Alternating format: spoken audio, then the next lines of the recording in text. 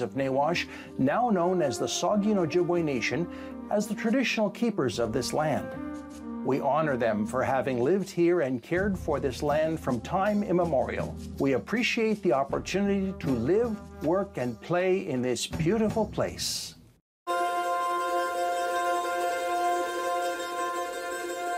Bad luck more than anything. It's not how you're playing. It's the way the diamond takes the ball once in a while. So anyway, Don, thanks so much for coming and speaking with us this afternoon before the game. We're going to get started. We are going to have a little trouble today with picking the players out because they're all having 23, but we'll do our best. Yeah, the umps were saying if number 23 gets tossed, what do we do? Tell him to take his shirt off. Thanks, Gord. Then we'll know he's sitting on the bench in his in his thing anyway. Anyway, good luck. We will talk to you later. Going to bring in DJ Selkirk, of course, going to do the game with me this afternoon. Of course, DJ is extremely cognizant of what happens on a baseball diamond. There's the first shot down the line, and a foul ball. Of course, that was Tanner Ziegel, the left fielder. We know how to do the lineup, but we're not sure what's going to happen after that.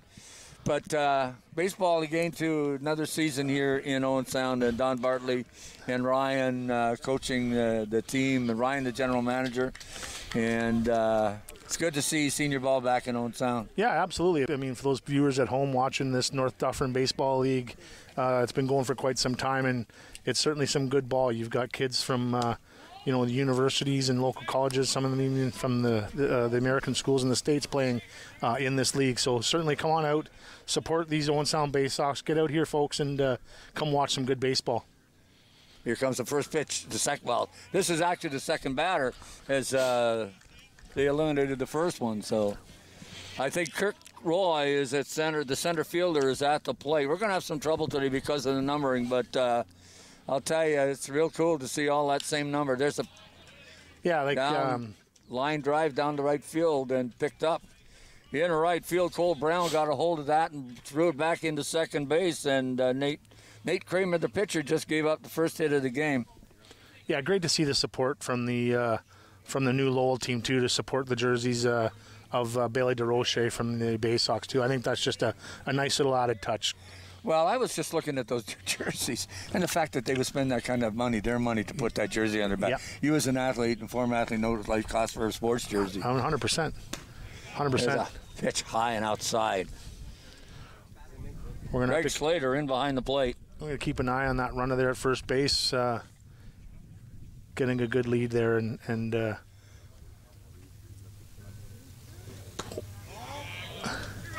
tempted to go, Gord. He's looked like he's tempted to go. Maybe get some movement going here on the base paths. Well, we got 0-2 count right now, so or 2-0 count. Pardon me.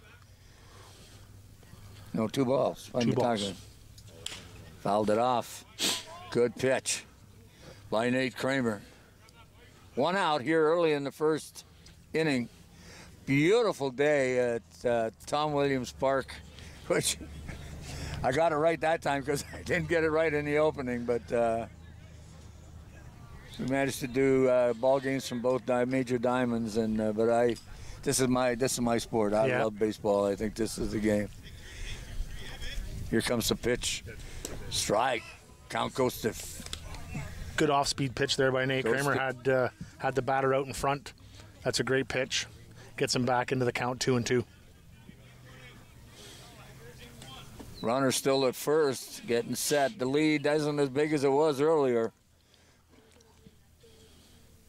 Maybe going on this pitch, though. There he goes.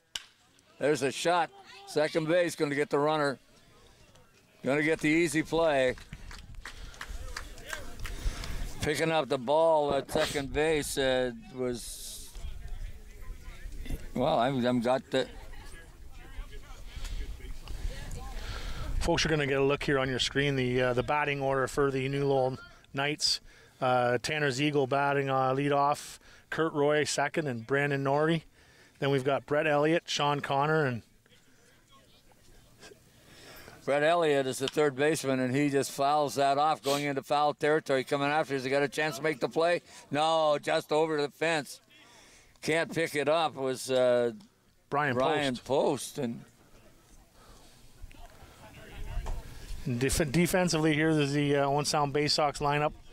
Waylon Wilson out in left field, Ryan Bartley in right field, and Cole Brown out in right field. And then at first base, Brian Post, Ryan McNeil at second, Kirk Gibson at shortstop, John Hamill at third. And we know we've got Greg Slater back behind the plate there. Greg's been a catcher for many, many years here in Owen Sound Minor Baseball. He's got lots of years of experience, and definitely one of those guys that you want back there. When you're starting out. I tell you, Greg Slater has the best arm behind the plate that I've ever seen in this town. So,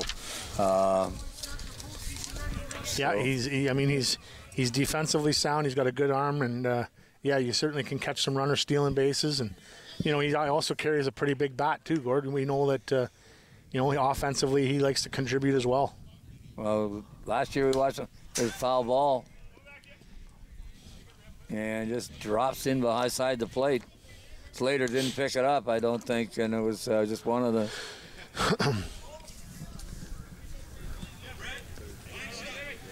Brett Elliott, fourth hitter of the inning, up at the plate. Strike, good pitch, low and away. Chasing that ball was Elliott. We have two away. Runners on first and second.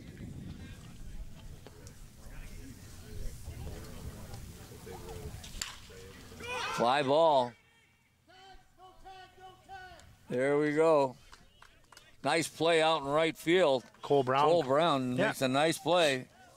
Great catch there. Cole Brown getting underneath that ball. Kept the runner at second base and we got two out now.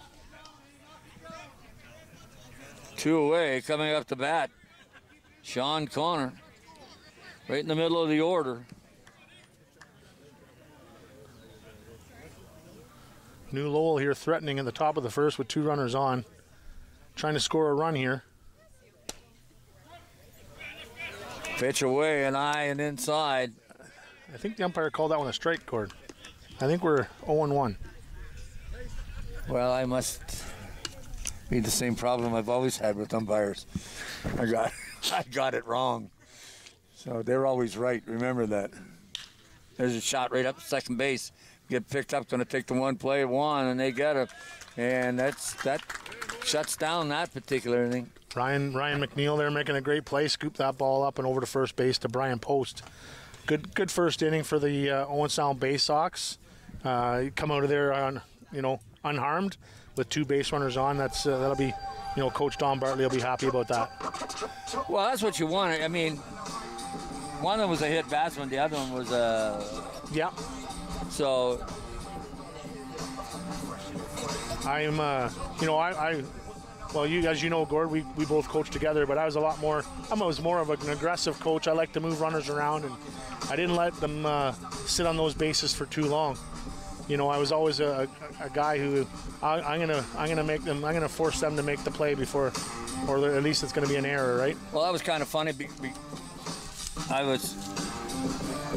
You see the Bolton Bruisers right out on top of the Ivy Rangers are right up behind, but you look down the order and you're looking at Owen Sound in ninth position, but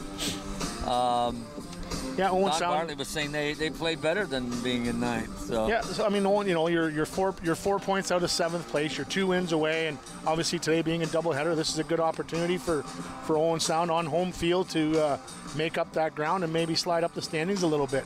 Like Don Bartley said, this Baysox team is, they're a better team on paper than what's been shown in the standings, but sometimes it takes a little bit to get going and get things happening, right? So maybe today's the day, especially for. Leading off for Owen Sound will be Kirk Gibson with Ryan McNeil in sitting second. Ryan Bartley third, having a good season. Waylon Wilson will be the first 4 batters that you'll see, and Brian Post down the line. Nate Kramer, Brown, Slater. I wonder why Greg Slater's so far down the batting order, but because I have a lot of respect for his offense too. But obviously, Don knows what he's doing, so. But you were saying earlier about one thing about being aggressive on the base pass. When you first came, I wasn't an aggressive coach. I was And then that was one of the things that you taught me. And how many runs and how many times that you would make them make that, no, you're going to be aggressive, and then they'll make that error mistake that's going to score you a run. Exactly. And, there's a long shot by Gibson. Ground center field off the wall. Coming in, going to get a stand-up double. Good way to start the inning. Kurt Gibson.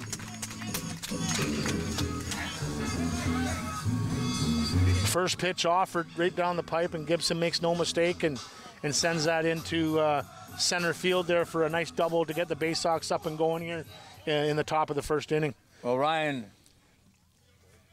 McNeil is going to be now at the plate. Big, tall, rangy young player. There's a shot fouled out, tip off. Runner will retreat to second base. Ryan comes from, he's one of those guys that we talked about earlier, but comes from the Waterloo University baseball program. He's a pitcher there and a batter sometimes, but mostly just pitching. Fouled that off.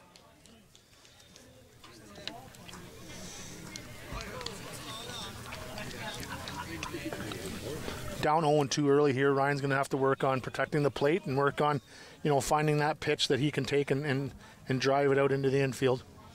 Try and move that runner over to third. Pitch is high.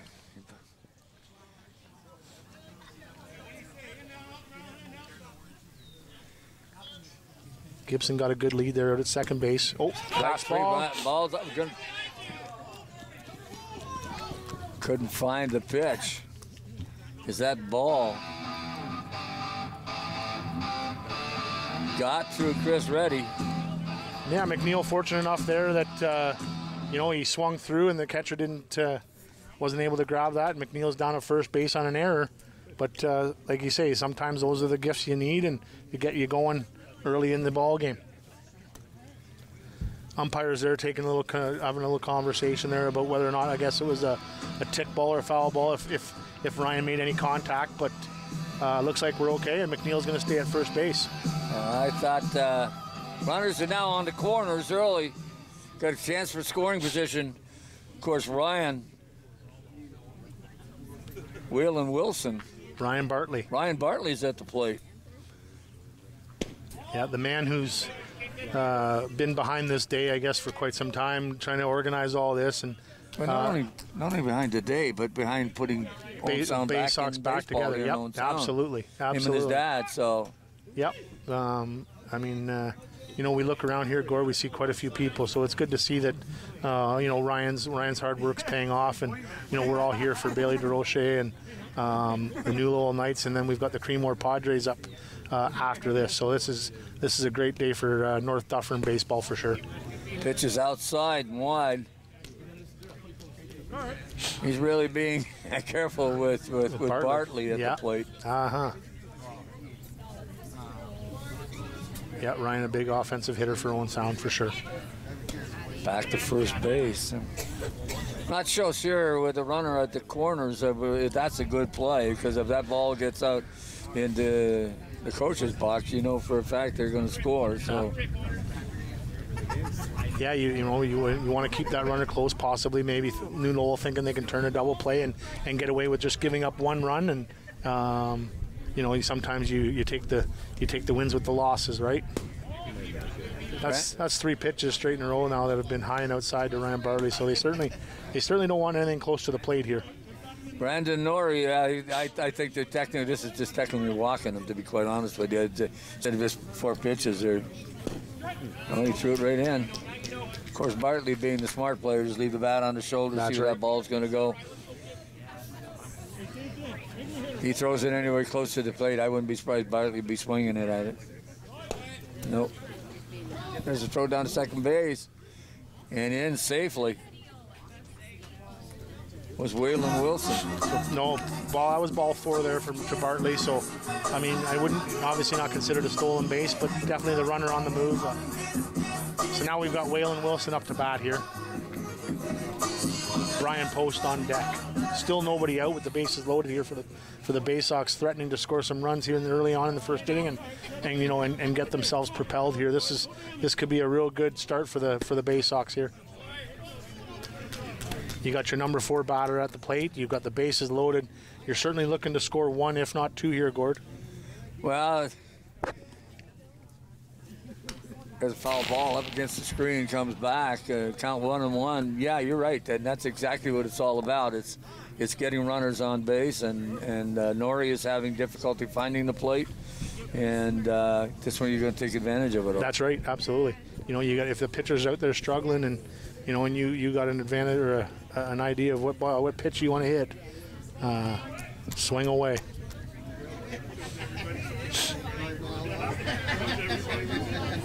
Here comes the pitch, getting set. Outside. He's in danger of walking this one in too. Post's got a good eye.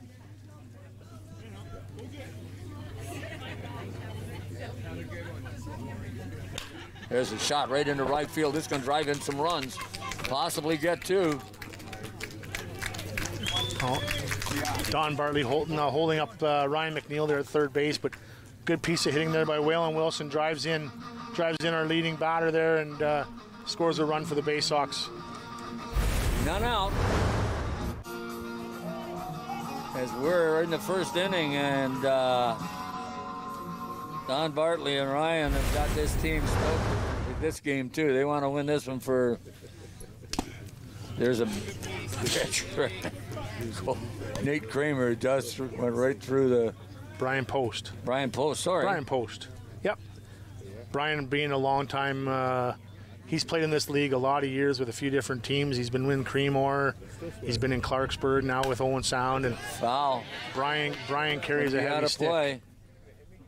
Oh, the kid missed the ball. I tell why he's in the stand. One of our Creemore Padres sitting over there waiting to play after this game today. Yeah, Brian Post is definitely an offensive guy. He carries a big stick here in this league. A lot of teams know who he is and what he's quite capable of. Bases loaded, nobody out. Post at the dish. Called the ball. Norrie is having some difficulty on the mound. Here's the pitch. Fouled off again.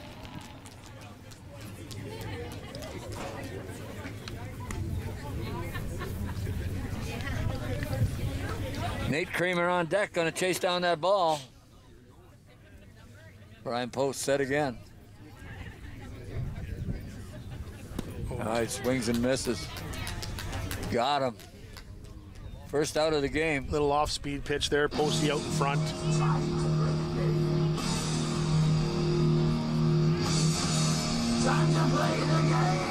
Coming up to bat, Nate Kramer, bases loaded, 1 away. Norrie getting a strikeout. See if Nate Kramer here, the starting pitcher of the Baysox, can help his own cause and, you know, score a couple of runs. Ball's inside and high, according to what the umpire was saying. The umpires today: Blake Emper's behind the plate. Bernie Gill is in the outfield, or in the infield, pardon me. He's the umpire covering the bases this afternoon. There's a pitch, going to be I think that's a strike. Or it was inside. Inside, yeah. Umpire there, the home plate umpire indicating where, you know, letting the pitcher know that where that pitch was. He's a little inside.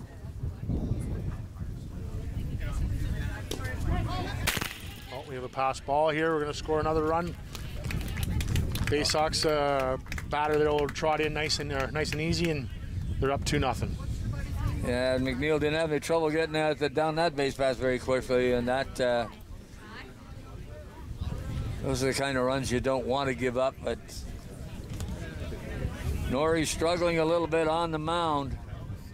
1 away. Runners on the corners now. Strike. Another off-speed pitch there. Good pitch by Norrie there, and getting that ball across the plate and just trying to throw strikes, right? Yep.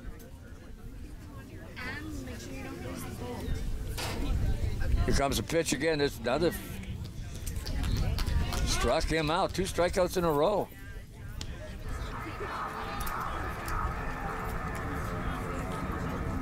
Kramer just offering at that pitch there, trying to protect the plate and see if he can get a piece of it to maybe extend that at bat, but to no avail, and strike 3. Cole Brown up to the plate. Here comes the strike, first pitch. Norrie finding the plate now.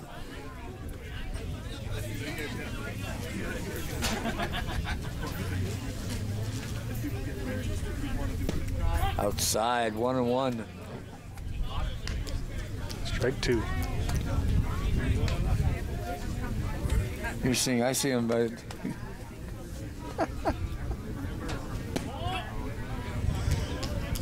I'm not even going to call them strikes anymore. Now what do we got, DJ? 1 ball and 2 strikes. 1 ball and 2 strikes. Yeah, runners on second and third here. Cole Brown looking to try and score here and help his cause with an RBI. 2-2 count now. Runners on second and third. DJ's really helping me out now.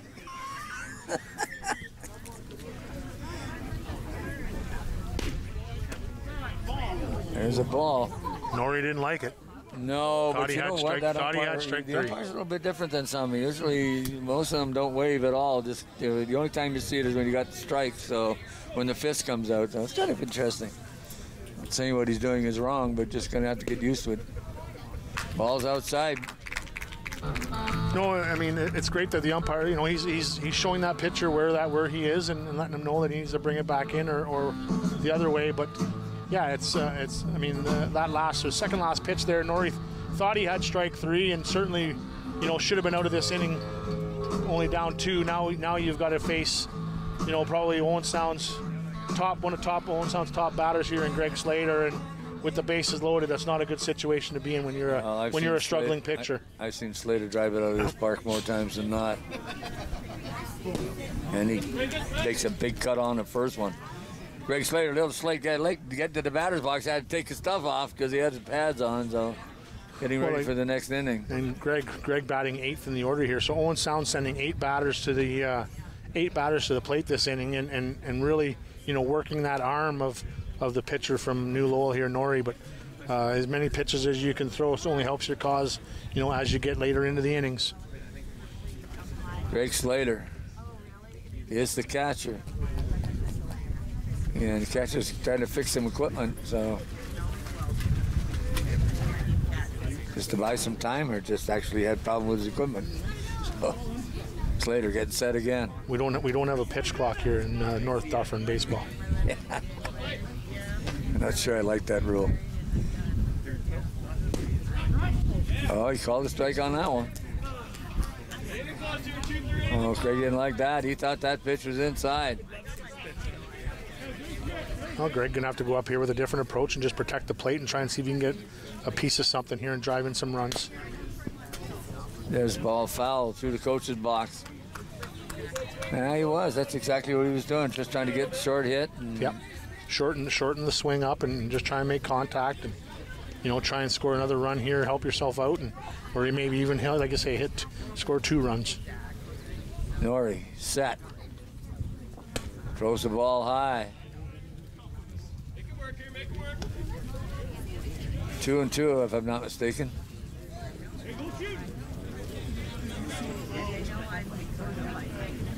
Norrie sets again. Runners off a body. Gonna score another run on a pass ball. Yes, Ryan Bartley scoring on a pass ball there. Speedy Ryan Bartley, you're not going to catch him. And Baysox get another generous gift there from the pitching staff of the New Lowell Knights. But you know, you take them as you can get them, right? We've got runners at second and third here still, and Greg Slater digging in.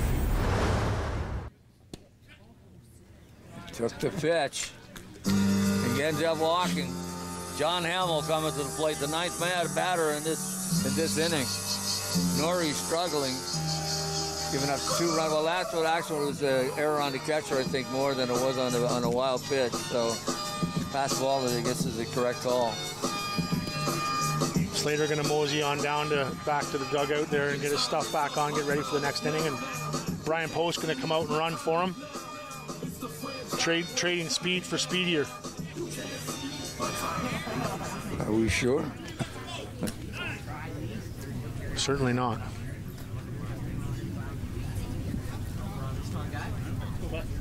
Wrong guy. Yeah, it has to be. The rule is it has to be the second out. So second out. Yeah, so Nate Kramer being the last out for the Baysox. Well, why wouldn't they just use a player off the bench like a substitute instead of worrying about somebody that's already in the game to do that ball? Pitched by Norrie. All comes down to probably speed versus speed here. I mean, you want to be able to. They don't, you know. Sometimes you're fortunate where you get that happens where you can find a guy who is the second out that's got some speed, but not in all cases in senior baseball. Good pitch by Norrie. Gets a strike on that one. Back to 1-1. Back on the mound. Sets, throws. Ball. Picked up by the third baseman. First base. Nice play. It's the third baseman. Brett Elliott just picked that up nicely and threw it over to first. And caught by Reddy as he made the play. And that ends the inning with the ninth batter coming to the plate. That's a very successful inning for absolutely. I was just going to say that, Gord, myself, that you know, the Baysox offense goes 9 batters deep. They score 3 runs. You know, they got fortunate there with 2 of the runs being pass balls, but you know, they really put the pressure there on the starting pitcher Norrie, and always good that, you know, when you can send that many players to the plate in your first inning, it bodes well for the rest of the game for you. And that in itself is something. You talked about the fact about getting off to a good start in this particular game, and then and bringing it over into the second ball game too, because this is a doubleheader, and they're a little bit down the standings, and Don Bartley was saying this is a better team than and so was Ryan earlier. Right. I talking to him before the game. Well, I mean, momentum is everything. If Owen Sound can get off to a good start here with this game, and you know, come out of here with a win, and you know, it's only going to help you out for that next game, right? Owen Sound certainly got quite a few players on that bench over there that are obviously going to play the second game. They're going to be fresh. They're going to be ready, and obviously, like I say, they're going to have that momentum carry through from this first game here, and you know, it's going to only bode well for them. So we see a little activity down on the right field side there. We got some another pitcher getting up and ready, and again, that's, you know, Owen Sound sending 9 batters to the plate. And, you know, Norrie having to throw too many pitches already. Now you've got New Lowell in a situation where they're going to have to start using their bench. I'm just kind of curious. I didn't do this. This is Sean Connor, I believe. He comes to bat the last time. We don't have numbers because today, folks, 23 is being worn to all the. So if we miss out a player and because of the number thing. Certainly we apologize. Well, there's nothing to apologize for as they're wearing this number in memorial. Good start there by New Lowell. First pitch, crack of the bat, you know, line drive out to center field. And I believe you're right, Gord, that was Connor that's got himself on the plate at first base. Steve Owen is coming up, the right fielder.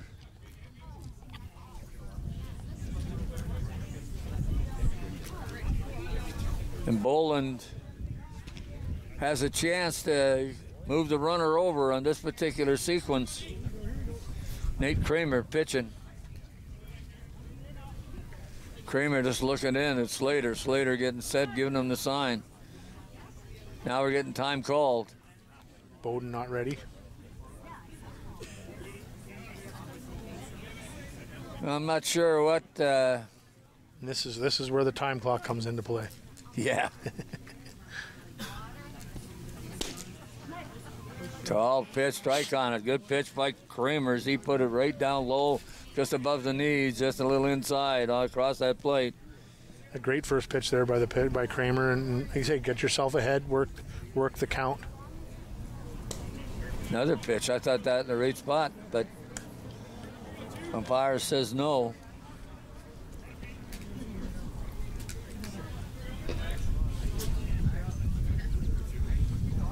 Gets set, checks the runner. Comes to the plate. There's a drive, left field, right off the fence. Gonna take, there's the throw in. They're gonna know, they're not gonna challenge the arm.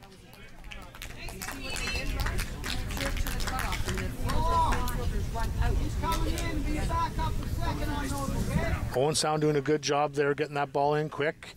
You could see the guys setting up for a relay there to go home in case that runner was making his way home. Well, he was held up at third base. I don't know. I think I would have sent him. No need to send him there, in my opinion, Gord. You don't have anybody out, right? You got a guy on third and second now with nobody out. You don't want to force yourself into any outs either, right? There's a pitch just outside.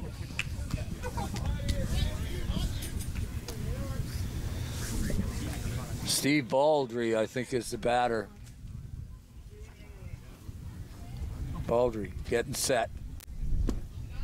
Ball is low and away. Off-speed pitch there by Kramer down in the dirt.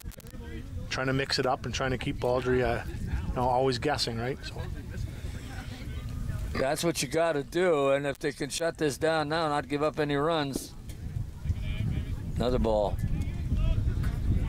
Nate Kramer had a tremendous first inning.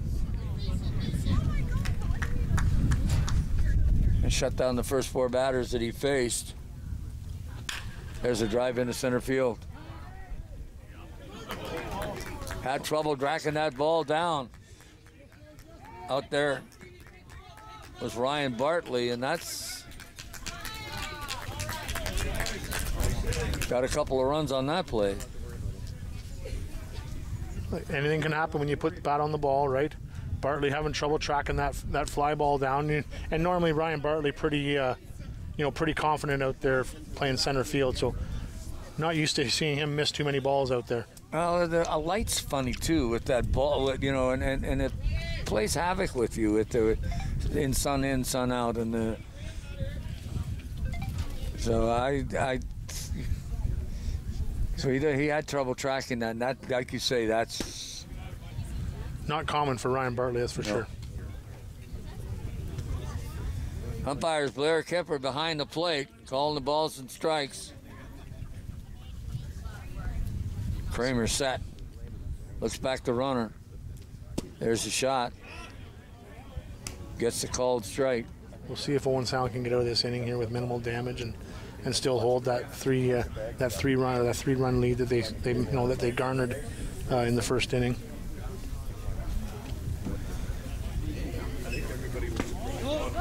Slater blocked that nice at the plate. That was in the dirt. Looked like Kramer gave that a little bit more oomph than what he should. Runner at second base.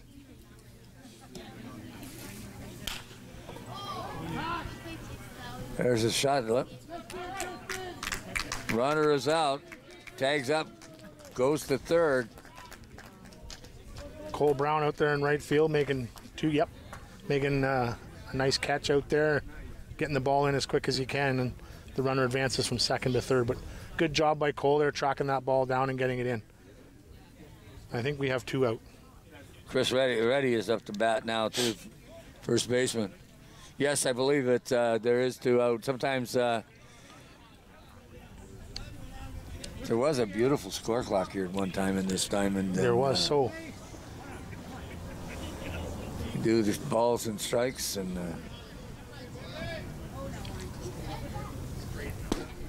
there's a shot outside. Didn't see that right arm come up.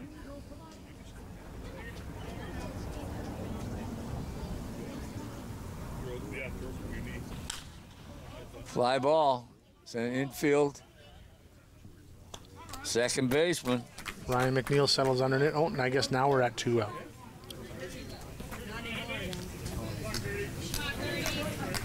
I'm to be corrected there, Gord. I guess we're at 2 out. We got a runner on third from the New Lowell Knights there, and Owen Sound trying to get out of here with a minimal damage, and then just the 2 runs scored against them and back on the offense.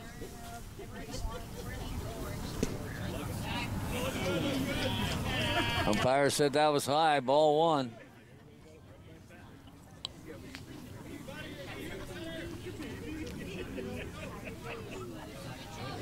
Nice play in outfield by Cole Brown to squeeze that to get the second out. Shot off the end of the glove. Still strike. Off-speed pitch, I think. It caught Slater off guard too.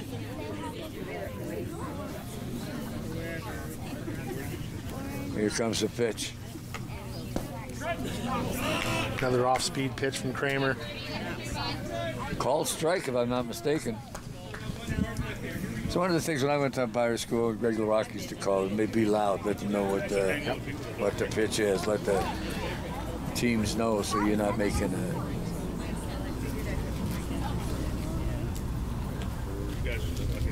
Here comes a pitch inside. Got it at 2, so that's 2 balls, 2 strikes.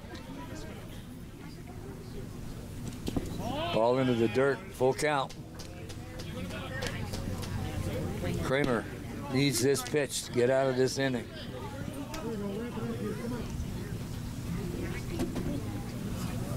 Strike 3 gets him. There he goes. That's the way to end that inning. Good job there by Kramer to bear down and get himself out of that inning, and Owen Sound still managed to stay up, 3-2 and get back on the offense here now. Well, I hope that was Chris Reddy at the plate, because that's who I thought was. But that's part of the rubber with the. But what a great thing about the Knights wearing the same number as. Very. Billy DeRocher, and that's a classy thing. Hats off definitely to the New Lowell Knights for participating and doing this for Owen Sound and for Bailey DeRocher, obviously, and it probably means the world to everybody in Owen Sound and to the family that's here, and the mom and dad threw out the first pitch, which was very touching and good to see. So,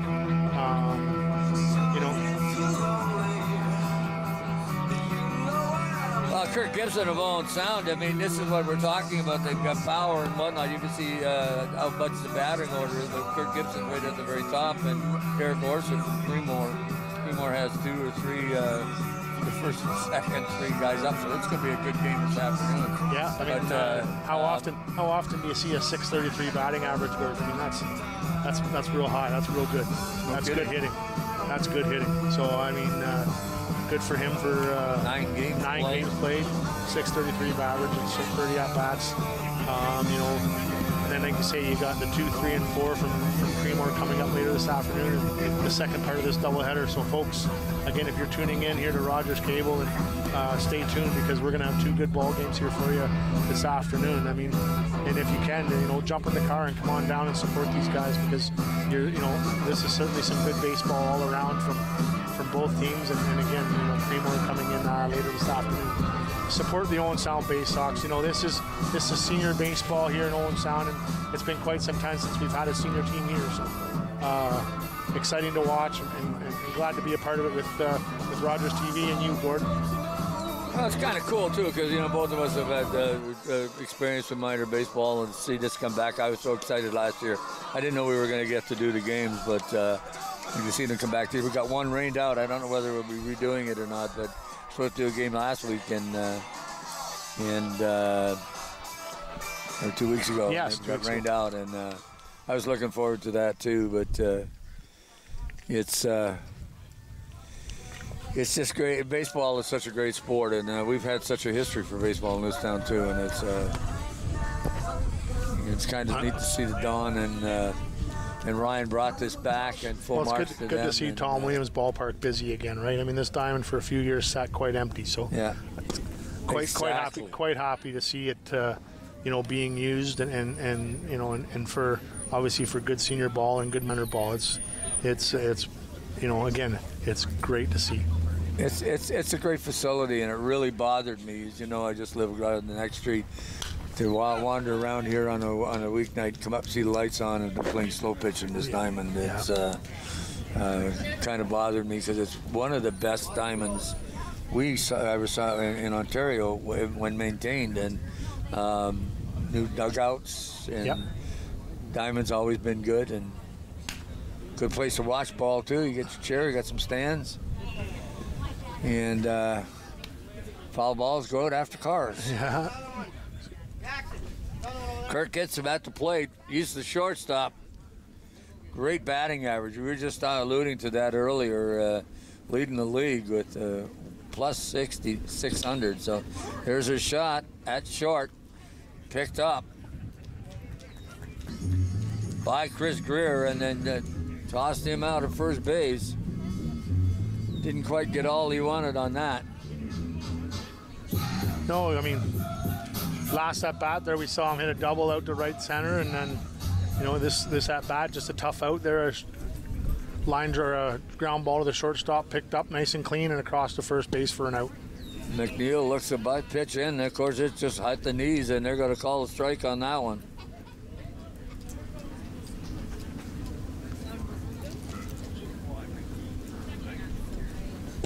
Strike 2. McNeil. Again, that ball was low, and all of a sudden, Brandon Norrie is finding his way, unless they change pitchers. No, I think we've still got the same pitcher in from the first inning. High. Wanted to put that one away, put a little bit more on it. Didn't quite get the release point he wanted on that, so. Gets set. McNeil. Got him looking. Great pitch there. Great pitch. Off-speed curveball looked like on the outside of the plate. McNeil got caught guessing and couldn't get the bat on it. Ryan Bartley coming to the plate with 2 down here in the bottom top of the.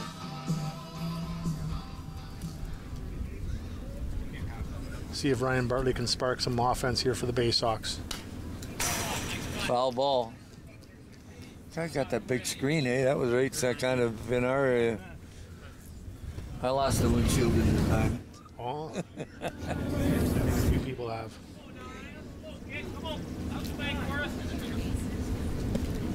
Yeah, it's still a great place to watch ball, though. I say you're right when you tell people come on down and watch it. You can set up almost anywhere with your chairs, and you can sit in the outfield and just park your cars. Come across the curb and park your cars, and there's another shot down the line. Going to be out of play.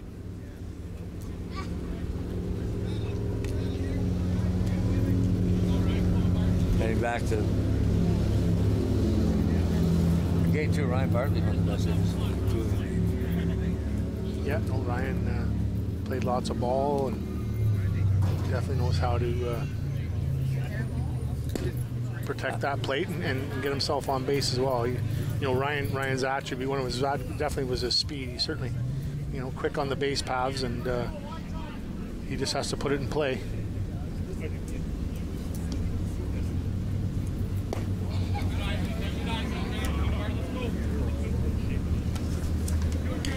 Well, I tell you, that's a full count right now, if I'm not mistaken. A couple pitches outside. Norrie getting set again. We'll be watching. There's looks like a bunt down first base line, just going to run it down, and Bartley can't get there. 3 up, 3 down inning. Score 3-2 after 2. Yeah, Owen Sound struggled there a little bit offensively, but now they got to go work on defense, right? And just keep working on shutting down New Lowell here and maintain that lead, right?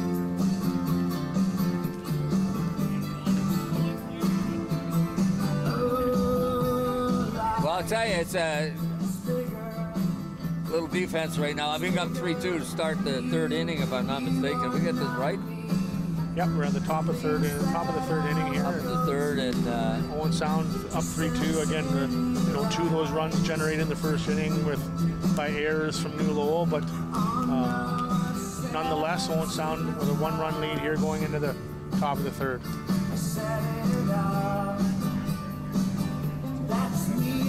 Still the same pitcher. We're looking at Kramer.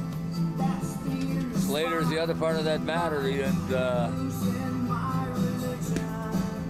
yeah, Nate, an Owen Sound native that before there was ever senior baseball in Owen Sound was over in Kincardine playing over there. I mean, doing what most kids do is finding a place to play, and then Owen Sound starting up this team, and Nate was gracious to jump on board with and get this, and also be one of the early signings that the Baysox made. So, well, there's so many, there's been a lot of good ball players that come to the minor baseball sort of as not as prominent as it used to be, but there's still enough kids that want to play, and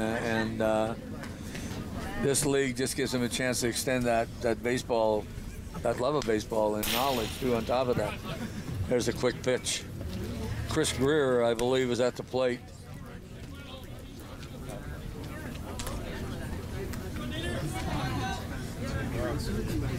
Kramer getting set again. Sets.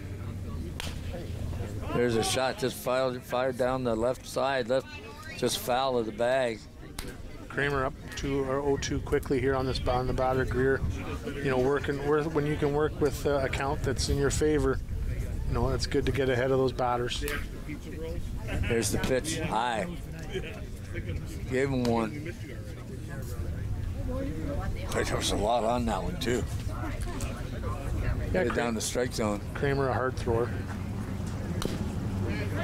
Fouled off his foot.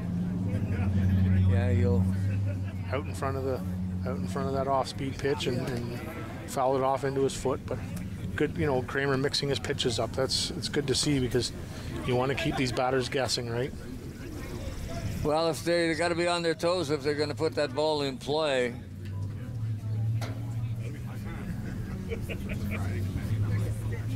Here comes the pitch. He's set. There's a throw. Foul. Foul ball, Slater. Somebody's calling it. Kramer called it. Yeah, good to hear, you know, someone call that off and Kramer taking charge of that, his own out there. That's good.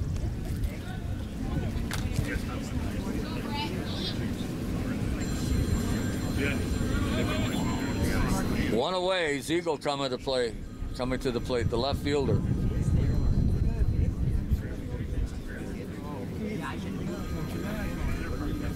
One away. Oh, ball inside. Had him turning a little bit. That thing hurts, doesn't it, when it hits you? A ball just by the first baseman. Ryan Post as he tried to reach out for it. Ball gets out into right field. Picked up by Brown and it's into second base. Well, good piece of hitting there, just getting it through the final hole, get it through the hole and get yourself on base, right? Well, Post did a nice job of getting to it. We could have stopped that. Good two out at bat though for the player there from New Lowell. I believe that was Tanner Ziegel. There's a shot called strike. Little off-speed pitch, just like you were saying, caught him looking. Kirk Roy, I think Tanner Ziegel is the batter. Kirk Roy on deck.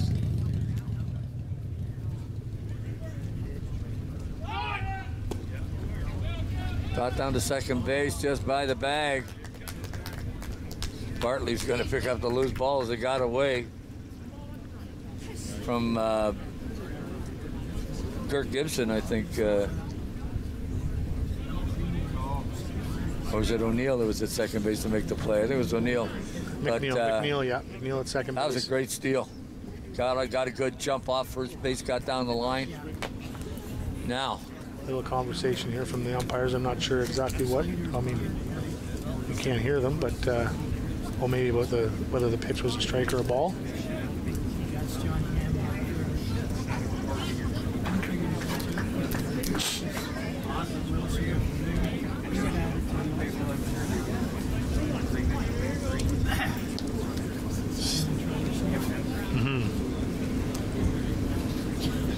Here comes the pitch getting set. Nate Kramer fouled off. I believe that's Tanner Ziegel.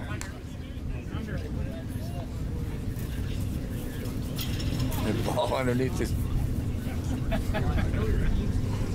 Well, Kramer really having to work to get that third out here for Owen Sound. You know, you got the first two early in the inning. Now, New Lowell coming through here with a couple of base hit and a stolen base. Got him looking. Ziegel did not like that. Kirk Roy coming up to plate, two away. Runner on second base. Still in scoring position. Boy, he did not like that call. He did look back at the umpire. Kempers and I'm not even going to tell you because I can never get it right anyway. So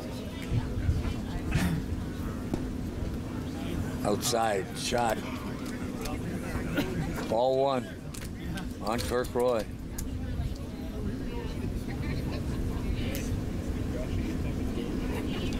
Top the 3rd inning. Outside.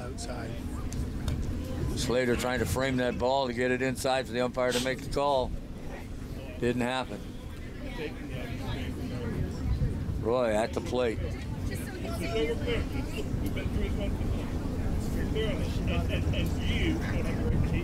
Here's the pitch. 0-3.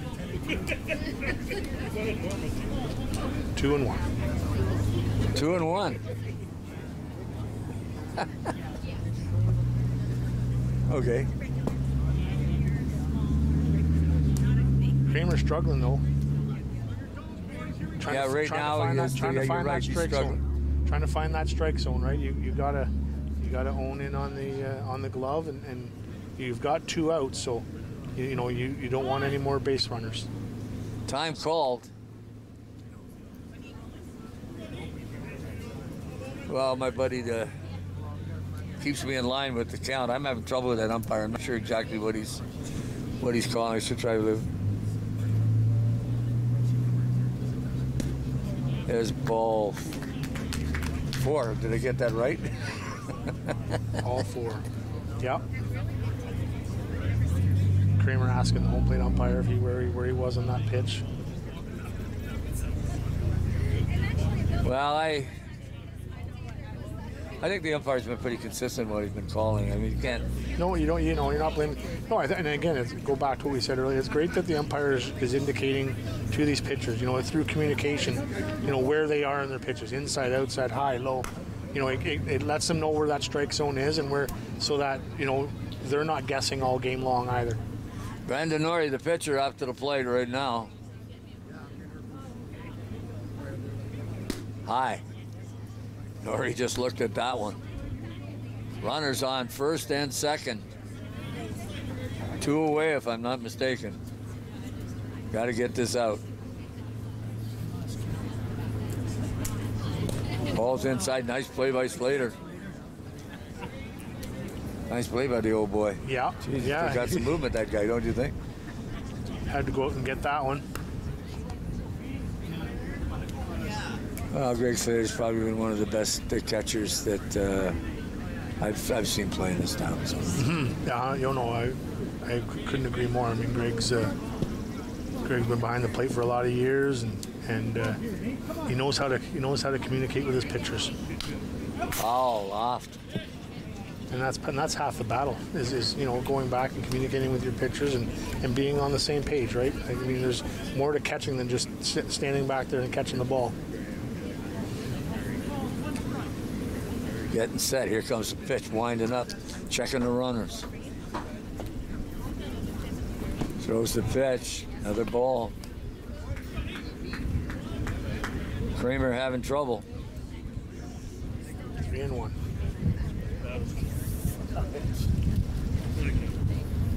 Got to get this runner. Doesn't want to leave anymore. Called strike.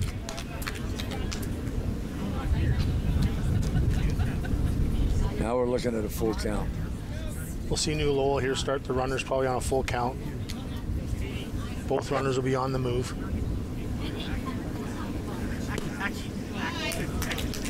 Base is loaded.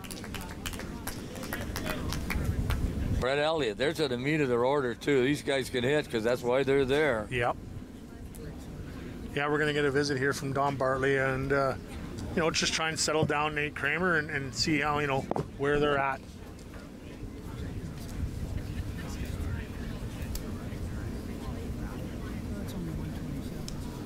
Nate struggling here with the last few batters. Trying to find that zone, and Don Bartley just want to try and slow him down here. A little bit of strategy. Sorry, pardon me, but just get Nate to zone in on that strike zone, folks, and try and get that third out.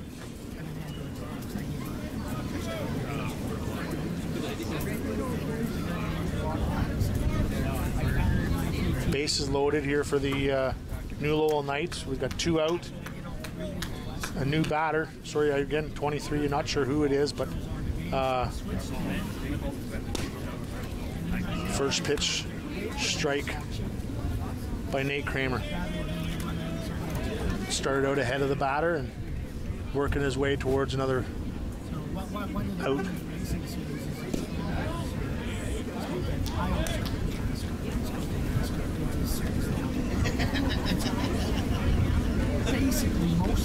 Nate getting set to deliver. Here's the pitch. Low 2-1 count. 2 balls, 1 strike.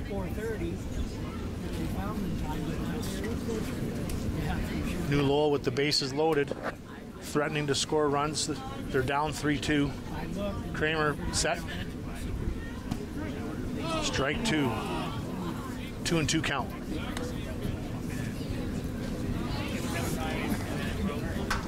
The 2-2 count here. Nate Kramer working quickly. Trying to get that 3rd strike here to get the Baysox back on the offense.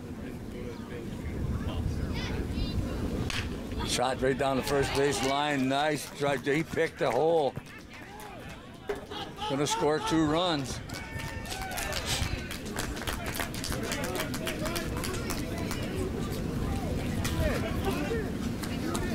Good piece of hitting. Oh, it was, as they just drove that ball right down. He didn't try and do anything fancy with it. Just knocked it down the baseline, past the first baseman Brian Post, and managed to score himself 2 RBIs. And now New Lowell looking at, a 4-3 lead here.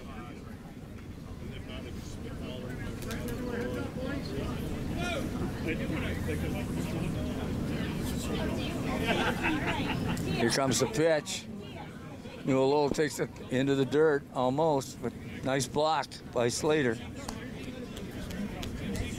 Giving up 2 runs this inning, and the Knights have taken the lead.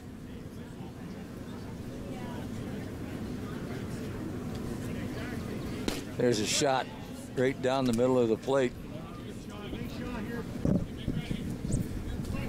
Plate umpire, of course, is Blair Kempers, and Bernie Gill is the base umpire for today.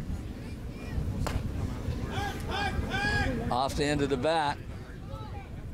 Go to 1, got him.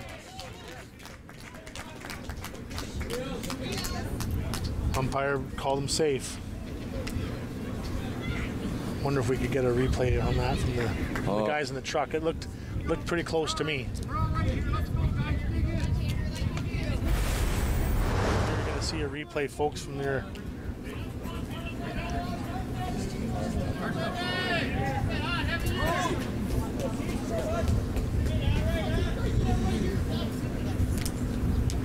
New Lowell threatening, bases loaded. Fly ball. Got a nice play. Out in right field is Cole Brown on the run. Picked that up one-handed as he was heading towards the... Yeah, very, very unconventional catch there by Cole Brown. But, when you're running forward like that, great catch to make the out and eliminate the damage for the Owen Sound Baysox that last inning with New Lowell threatening. The bases loaded with 2 out. But they still give up 2 runs, and of course they didn't give any more that time. But it could have been a lot worse with that bases loaded towards the end of that inning. Yeah. But the Kramer seemed to find the. Yeah, Kramer bared down there those last 2 batters and managed to get himself out of the inning. But he certainly struggled a little bit there. I think maybe the humidity and the hotness playing a little bit of part of that, or he's thrown quite a few pitches already. So we'll see what Don Bartley does here going into the 4th inning. But we're at the bottom of the 3rd here now, and we got the meat of the order coming up for the Baysox. So we're gonna need to see some runs here for sure to get back into this ball game. So starting off as Waylon Wilson, our left fielder, is going to be coming to the plate first. So if I'm not mistaken, we had a 1-2-3 inning the last time. Yeah, Owen Sound sent 9 batters to the plate in the 1st inning, and then in the last 2 innings they've only sent 6 batters. So obviously Norrie, the pitcher for the New Lowell Knights, he's either settled down after that 1st inning, or the bats are going a little bit cold on the Owen Sound Baysox. So Cole Brown, the right fielder, coming to the plate. Waylon Wilson. Waylon Wilson, yeah, you're Waylon right. Wilson and Brian Post on deck.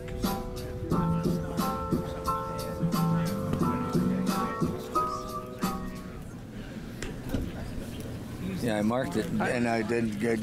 And I was wondering too that I don't know if with these double headers scored if they're doing 9 innings or if they're doing 7. I know a normal North Dufferin baseball game is 9 innings, but maybe because of the double header they're only doing 7. We'll see.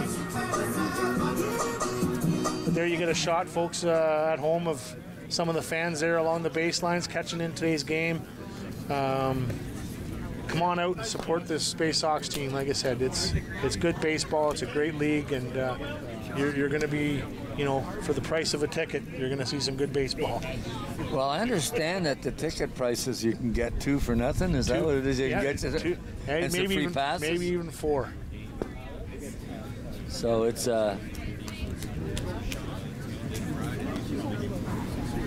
it's such a great place to watch a baseball game too. We talked about it earlier. Come on down and watch them.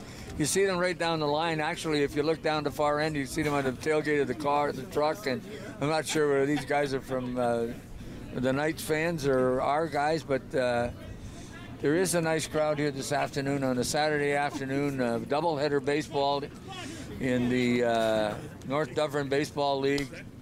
There's a shot and fouled away by Wilson, who made just a really nice play in right field on that last out. Had to come a long distance to get that ball.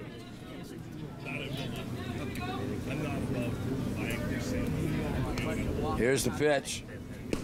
Strike.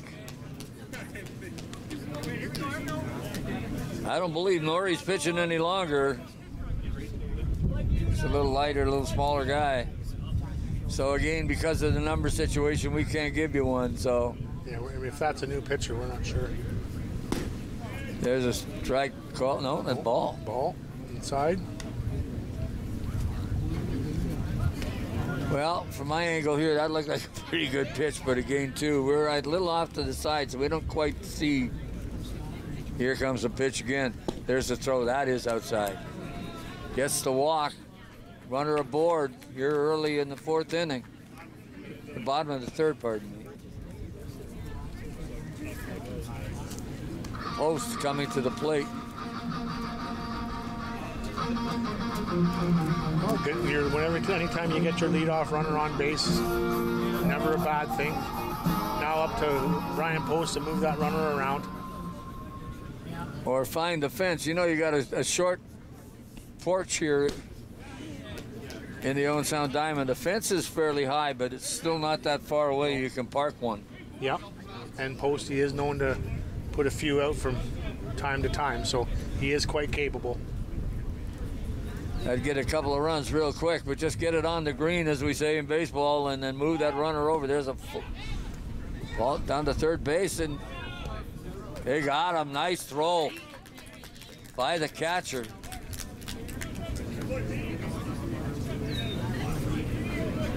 Man, that was something else. Brett Elliott. Yeah, Whalen getting caught there, stealing 2nd base. I mean, good throw by the catcher, and tough to lose that runner, and but back to Posty now, trying to get it, start it all up again. That's Baldry, the catcher, number 2. In your order as we go to. Of course, 1 is the pitcher, 2 is the catcher. There's a shot down the line. Got the next runner on, too. Brian Post. Nate Kramer at the plate. Time to play the game.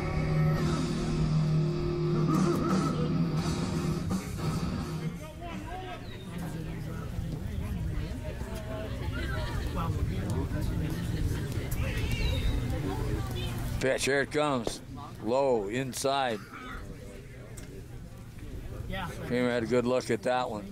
Looking down for a sign. I don't think Post will be stealing.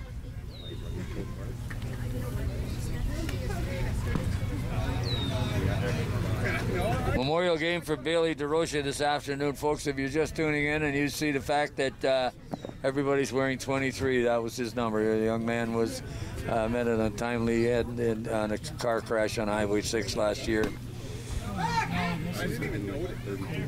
Throw down the first there to keep the runner honest. And the Baysox and the Knights have chosen to honor him this afternoon, and rightly so. Back to the ball game. Here comes the pitch. Nope, that's a strike. Kramer looking at that one. Down a run after the bottom of this high ball again. Oh, wow. Oh. Hey, let's get higher up there. That was tough call there against Kramer for sure, but some chatter coming off the bench. I didn't like that call. That was a high pitch as far as Don Bartley thought. Believe it. Now he gets the walk and hits the. It's a good thing he got the walk after that. Yeah. But you know, umpires are human. They'll make mistakes, but it's what you do after it, right? Yeah. Cole Brown coming to the plate here. We got 2 runners on. Baysox are, trying to get back into this ball game. They, 1 to tie. Third on top. And only 1 out. Good play to second base, getting that lead runner as he was stealing it and just got that ball in there. And that was Baldry with a good throw.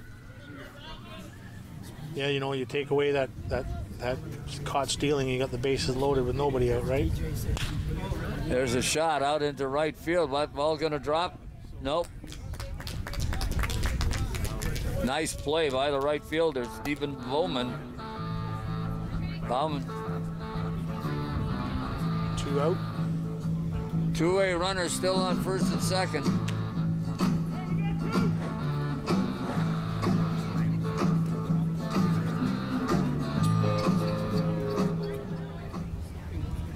Is that Greg Slater coming to the plate? That's him. There's a...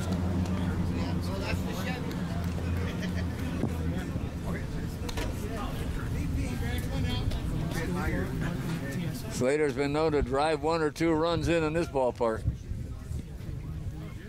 Here comes the pitch. Set. Checks the runners. Threw a lazy curveball that didn't go into the side. Slater had a good look at that one, though.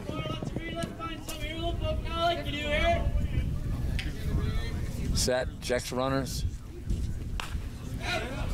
Fouled again. Well, Slater's on the fastball, that's for sure. Just needs to work on, zoning that in and making good contact now. He's fouled 2 good pitches off, so. Got to make contact. Here comes the pitch, getting set. Slater looking him down. Runner set. Fouled again. Out of the diamond.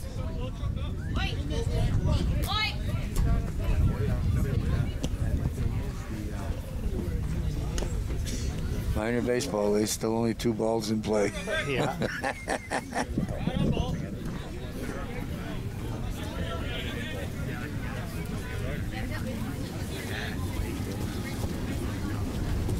There's balls in the dirt.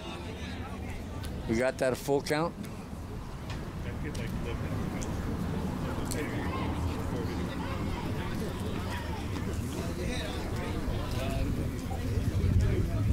Slater hanging in there, not 2s. 2 and 2. Looking to score a run here. Here's a pitch. Right 3. And that does it for that. Slater not very happy with himself on that, but that was a good pitch coming in from the...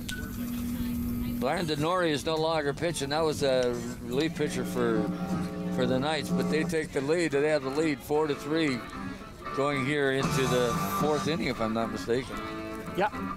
Owen Sound, tough inning there, leaving 2 runners on base.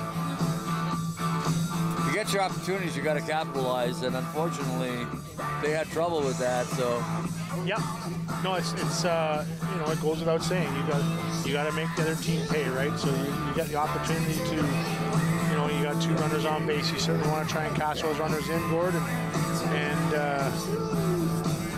Nate Kramer returning back to the mound here. Kramer's been pitching really well. He got a little trouble, but well, I mean, Kramer, you know, last inning just a couple of bad innings or bad batters, I guess, and Don Bartley sticking with him here, so yeah.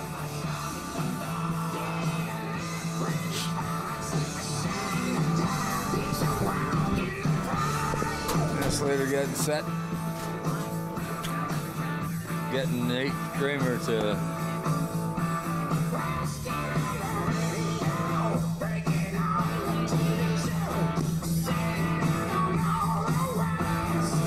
well, you know,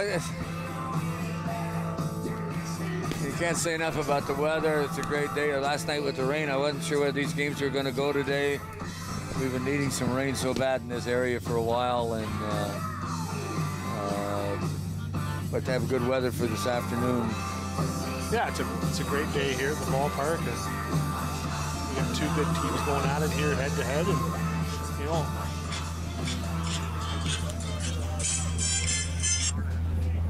Here they go, getting set. And I now have lost track of who the batters are. So lost their numbers and lost their orders.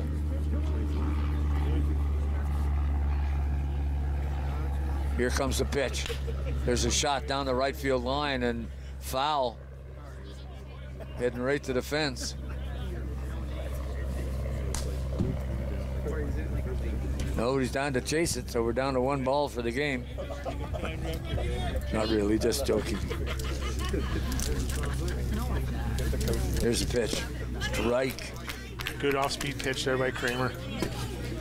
He's been really working that curveball, fastball combination, you know, well today, you know, keeping the batters, you know, guessing from New Lowell. I really like the fact that he's mixing it up and he's just not sticking with one pitch.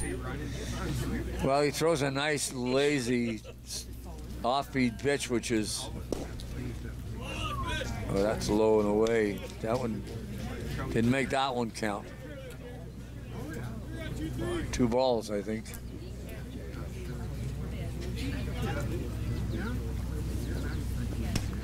Right, got him. Another curveball. Great pitch.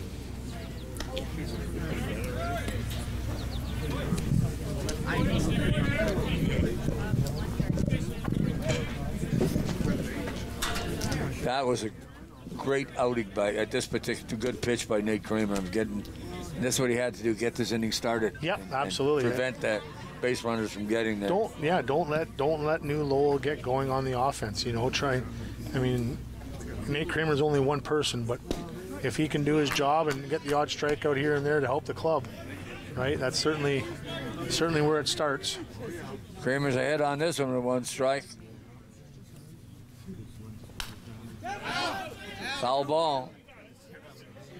Up over that screen.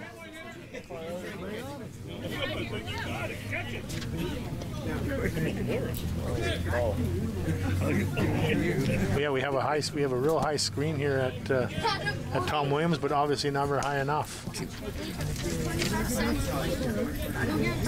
Yeah, it's ball diamond's been well. Fly ball in foul territory. Oh, nice play at third base. As John Hamill come in and got that one. Had trouble finding it, but then got underneath it, made the play.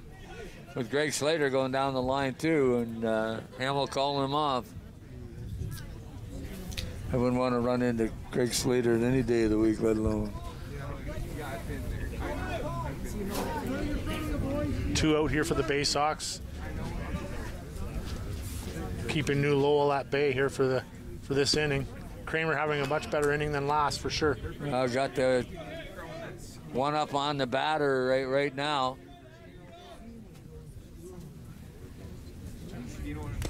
Oh, foul tip into the glove of Slater as he grabbed a hold of that. 2 strikes.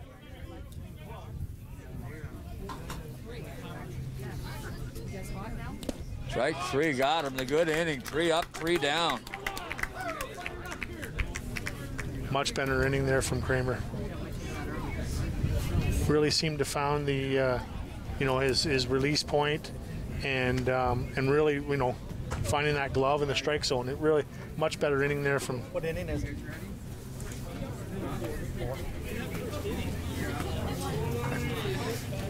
Because when the fans came up and asked us what inning it was, and I couldn't remember. Isn't that terrible? So We're at the bottom of the 4th here.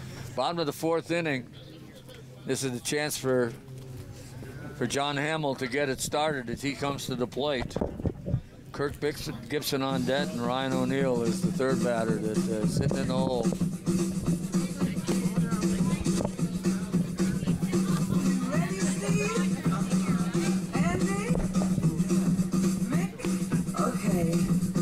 All I gotta do is we got somebody to pick some music that's.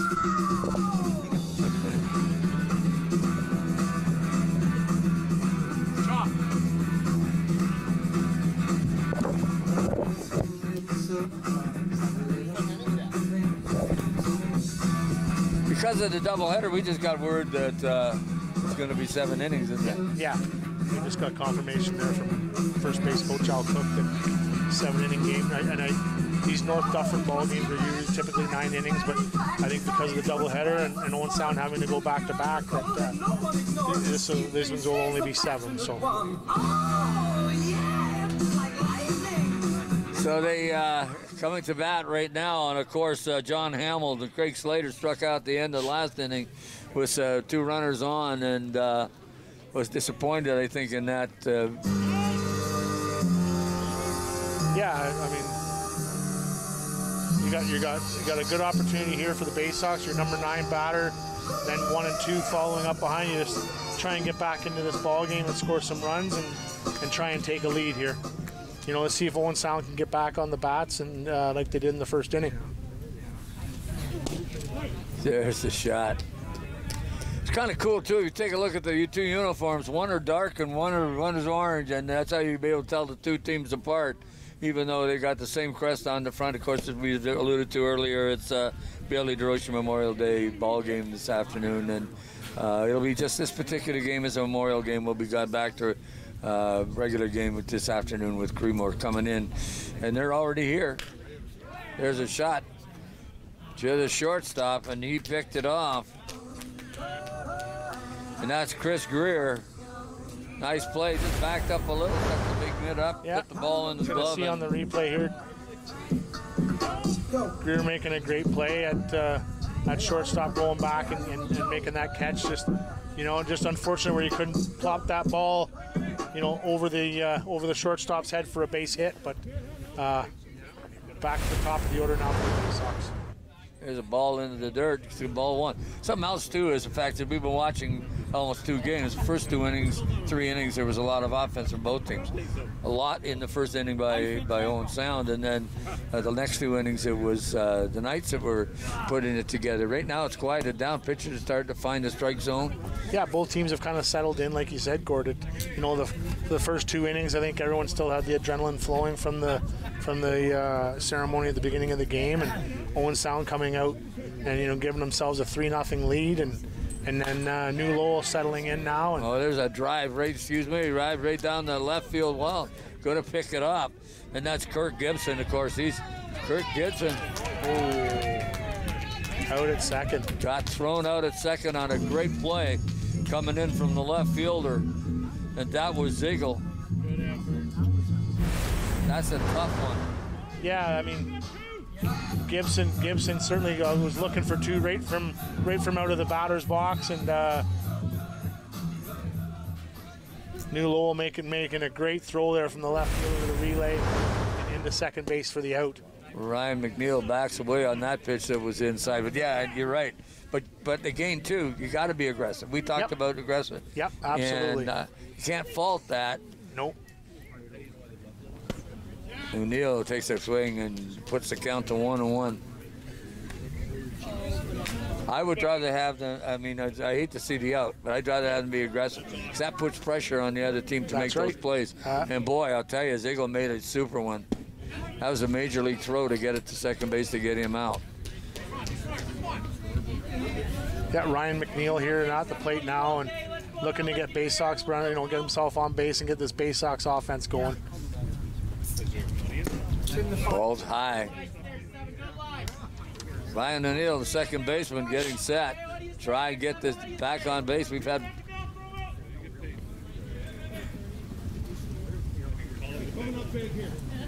pitcher gets set. Slow pitch.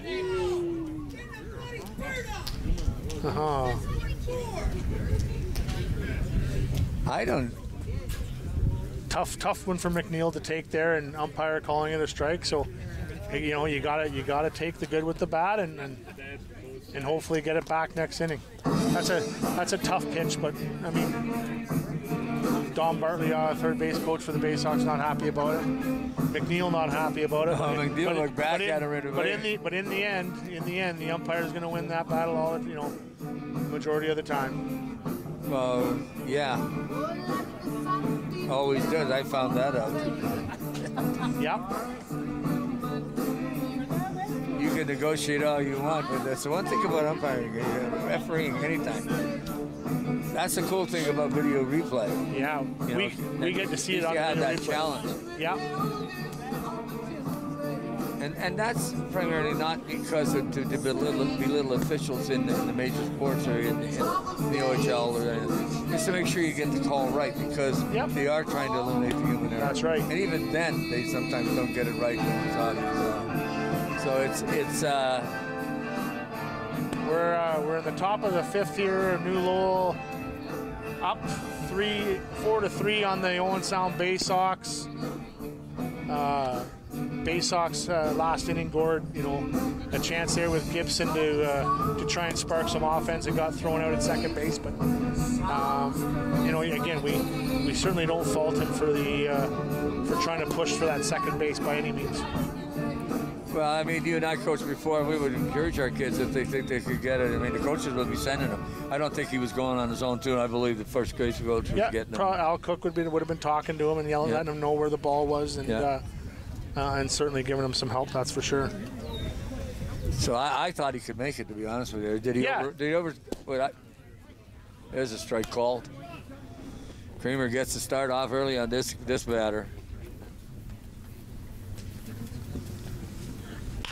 There's a shot just over the third base glove of John Hamill as he got his glove up, but it was just a fraction over it. Runner at first.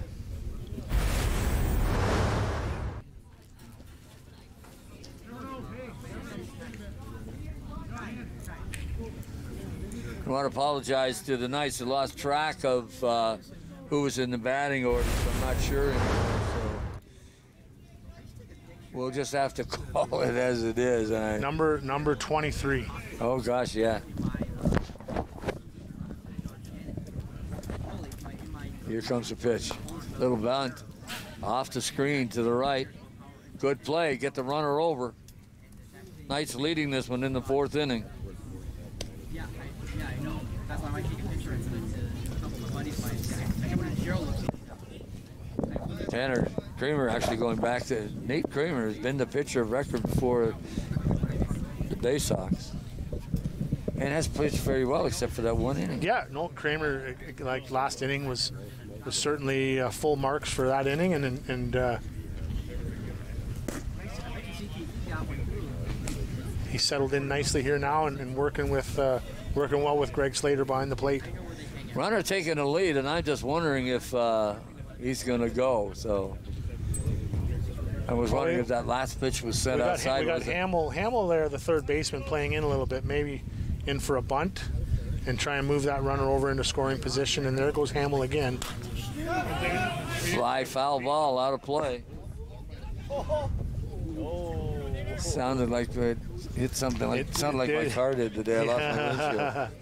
Yeah, there's unfortunately balls fly out of here, and cars are parked in wrong places. But nothing you can do. It's kind of neat when the car goes by and it hits the pavement in front of him and goes underneath him and goes bum, bum, bum, bum, bum. It was meant to be. Foul tip.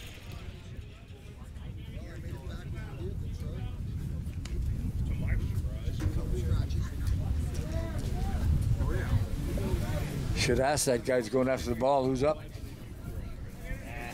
They couldn't.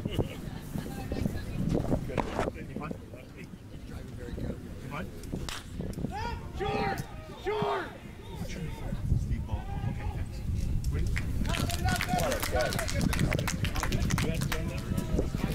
Bowman was at the plate. Steve Baldwin is now coming up. Runners on first and second.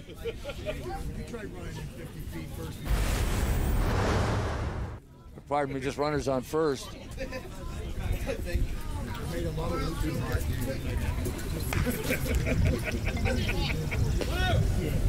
One out. One away. Runner on first here for the New Lowell Knights. Steve Baldry at the plate. You'd have been like Steve Earle.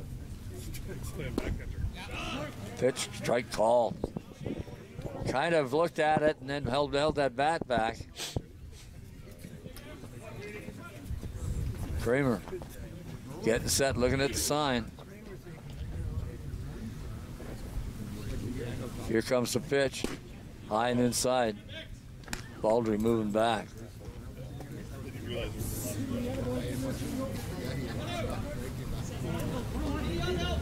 Baldry always has one hit in this contest. Falls into the dirt. Knight blocked by Slater. Had the runner gonna just look like he was gonna go, and he didn't. So Kramer having trouble finding that plate right now. Slater doing a good job blocking that, keeping that ball out in front of him, and keeping the runner from New Lowell at first base. Ball right into the hole. Good Bartley at hitting. center field, backing it up, throwing it into shortstop. Yeah, good piece of hitting there by Baldry. Just nothing fancy, up the middle, find a hole, and move the runner over, right? Reddy is now at the plate. Runners at first and second, one away.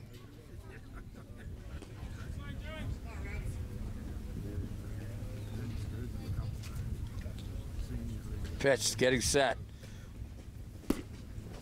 Good called strike on that one. You know what? He's been calling that pitch all game and up just below the armpits, and he's been consistent. So another strike right at the knees. Reddy looking at both pitches. One away, two on. Set, looks it out, looks at the runner back, comes back with the pitch, there it is. And it's just off the inside of the bat, foul. Yeah, good off-speed pitch there. Kramer trying to keep the batter at bay, and we're trying to get that, induce that ground ball and try and get an out here, right? Time called.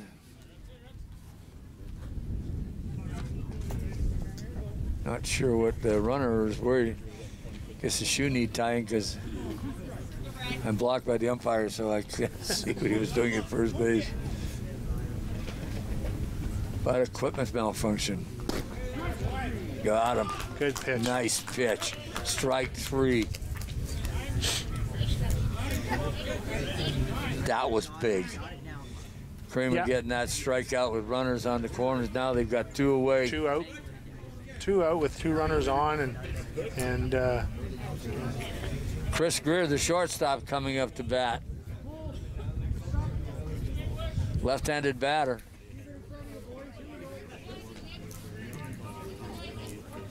Nate Kramer looks the runners back, gets set.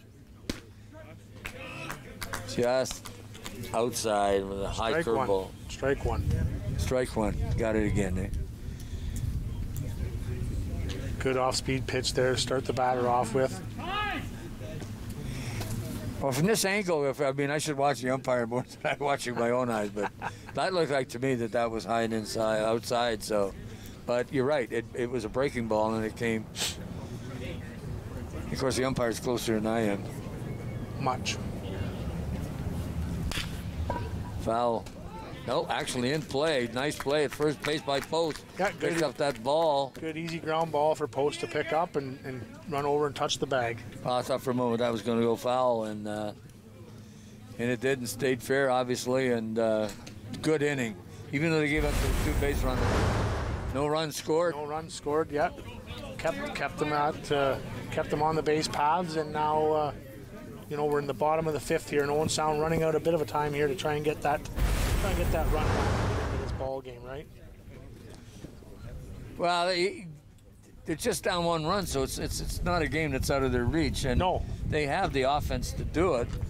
You got one of the best hitters in the league. And well, you see on the TV there, the Baysox got 3 runs on 3 hits, and New Lowell has 4 runs on 9 hits. So certainly Owen Sound in the hit department can try and get away from, or get up the hit, get those hits in and try and score some more runs, right? That's a familiar song to you. Yeah. And I'm not going to sing it, dude. Suitable, isn't it? Yeah. New Lowell's been a different team though since this new pitcher came in, Gord. I mean, I don't recall what inning he came in, but he certainly changed the tempo and the momentum for this New Lowell Knights team. And Owen Sound hasn't really scored a run on him since I think the change. So well, I think Brandon Norrie pitched the first 3 innings, and then they take him out in the second, in the third, in the 4th inning, in the 3rd inning. Pardon me. Yeah, I think Norrin was the first 2 innings. I don't know about the 3rd one, but this pitcher, this new gentleman that's in there now, Owen Sound's had a tough time scoring some runs on him. So New Lowell's been a bit of a different team since that's happened, and we're going to see leading off for the Baysox, Ryan Bartley. So a good place for the Baysox to start this inning and hopefully try and get some base runners. Well, Bartley, Wilson, and Post is basically to the meat of their order. Yeah. Bartley certainly can put the ball in play. Ball. That was one was in the dirt. It started off. Bartley getting set again. Pitcher. You're right about this pitcher. He's been pretty effective outside.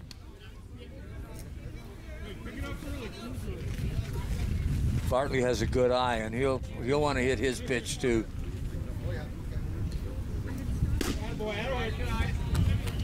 3 balls. They get that one right? Yeah. Well, thank you. Hey, well, Gord's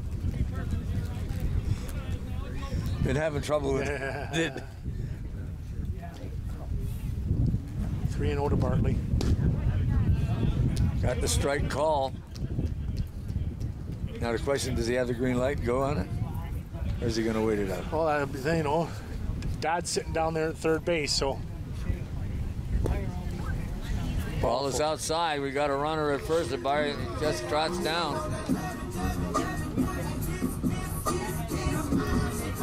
Don Bartley is probably one of the smartest baseball guys in Owen Sound, and it's kind of cool that he's back coaching ball here in Owen Sound. I'd be interested to see here, Gord.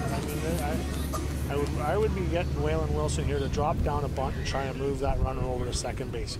Again, like I said earlier, you're running out of time. You're running out of innings. You got to try and push for that 1 run. And this would be a great opportunity here for the Baysox, maybe lay down a bunt and get Bartley over to second base so that Brian Post can knock him in with a single, right? Well, they surely are aware of the fact that Bartley can score runs, can steal bases, because they went over to. There's the bunt you talked about, off the end of the glove, and picked it up, moved the runner over, and Bartley gets second base. He was angry because she's. And Post laid down a bunt, almost was too much on it. Waylon Wilson. Went off the glass, or probably Wilson, pardon me, as Brian Post comes up to the plate. Yeah, it wasn't a great positional bunt, but it was effective. It did the job, and I mean the pitcher mishandling the ball certainly helped. But you got it again. You're trying to score that 1 run. You're forcing that 1 run to get across the plate to tie this game up. And this is the guy here that could probably do it for you. Foul. First pitch.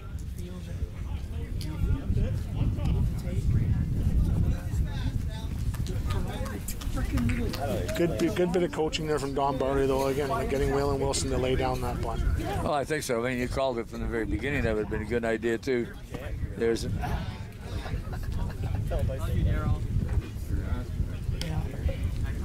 got 1 strike, 1 ball, if I'm not mistaken. Yep. He's fouled 1 off. And again, any pass ball, Bartley moves up to third, just makes things a lot easier for Brian Post, that's for sure. Post getting set at the plate. Pitcher set, checks the runner. There's the shot right back off his glove. Going to get Post at first base. I'm surprised he didn't go on the run. Didn't. Yeah, go on the throw. Bartley. Yeah, Bartley got chased back a bit there. Well, it's hard to. You're going to see on the replay here on the Rogers replay. There's the hit. Bartley having to retreat back to second place, and the pitcher, you're making the easy out at first there to get Brian Post. But the point, what I thought was the ball was off the end of his glove, and he had time to make it to third base before he got control. Well, the pitcher, Nate Kramer, at the plate here now. See if Nate can help his own cause and 2 away. And knock in Ryan Bartley and tie this game up.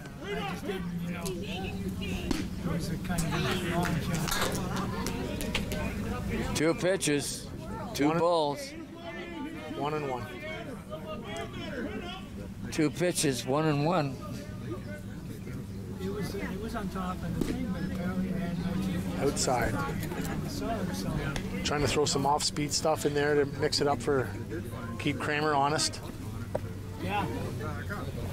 Hey, having fun in there. Ball 2. Hey, right out. Strike 2. Good pitch. Yep. Just blew that one by Kramer there. Real good fastball. Well located. Guess the thing we have to think about too is Kramer going back out there for another inning, or we're going to get somebody else. Yeah, not sure what Don Bartley's going to do. Got him looking. Baysox go down with a runner at second base, and a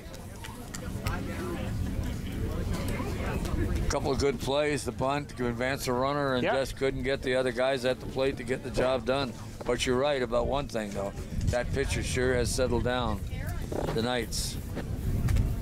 Yeah, I mean, like I said earlier, it's almost like the tale of 2 tapes, right? The first 2 innings from Norrin, and then now we've got the last 3 innings or 4 innings from this new pitcher that have certainly done some wonders for the new Lowell Knights.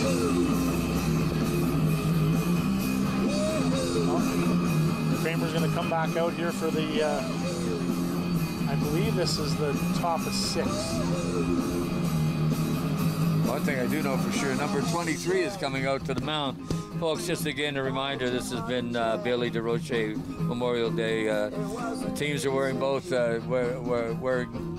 jerseys are the same colors with the same numbers, and class for new Lowell Knights to show up and wear that number on their backs. Yep. Again, folks don't know, Brady Bailey was lost his life in a car accident last year. And, a great teammate, just a great guy all the way around. And it's a nice way that the Owen Sound Baysox honored his memory. By the his family was here. Mom threw out the first pitch. Couldn't have been a nicer day for that. So.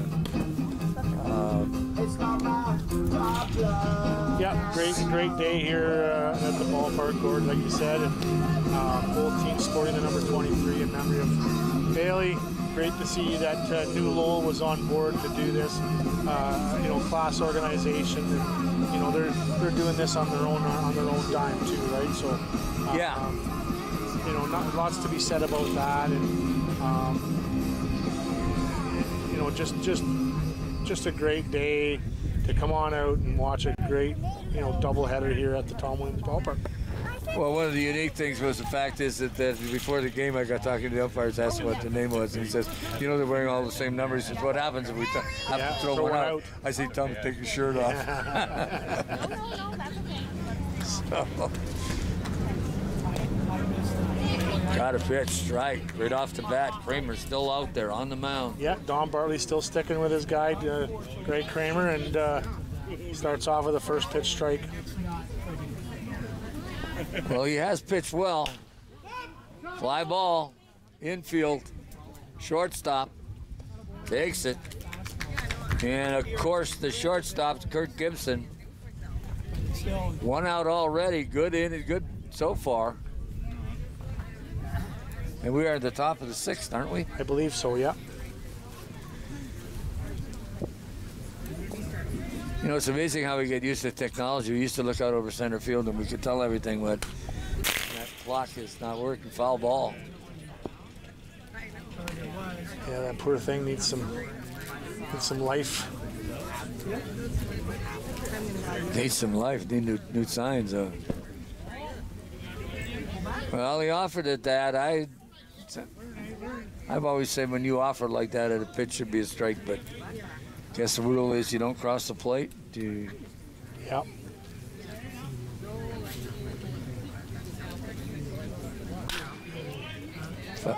Out into center field, a little drop right in front of Bartley, and he'll just get that ball into shortstop Gibson right off the bat. One out single for the New Lowell Knights, and they've got a runner on base.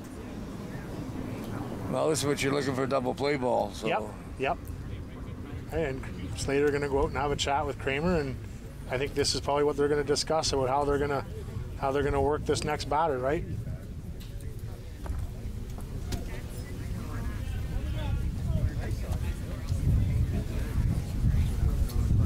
I believe this is Kirk Roy that's the batter right now.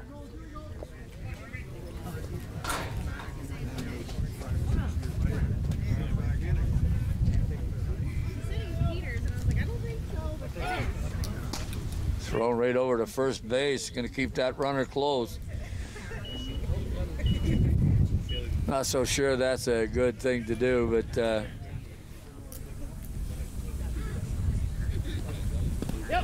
there he goes on a wild pitch. It's exactly what they didn't want to have happen. No, and I just thought to myself there, little Gordon, I think that's the first pass ball we've seen get by Greg Slater tonight. You know, Greg typically doesn't have a problem getting, scooping those balls up, but tough pitch in the dirt from Kramer, and runner advances to second base for the New Lowell Knights. Here comes the pitch. Off speed, strike call.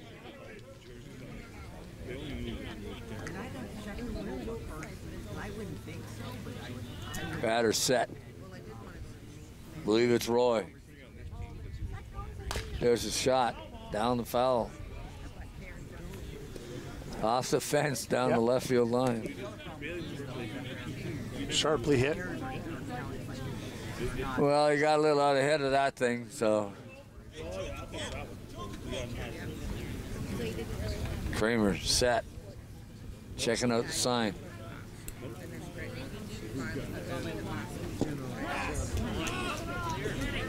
Oh, got him looking.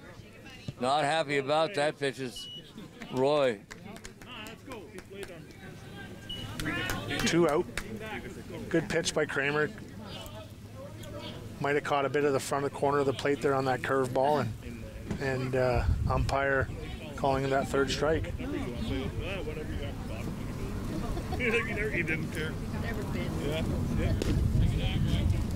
High and outside. Not gonna have this guy chasing. I believe it's Brandon Norrie that's batting. I just think they moved him around to another field position. Off the rubber. You gotta be careful. Don't balk out there.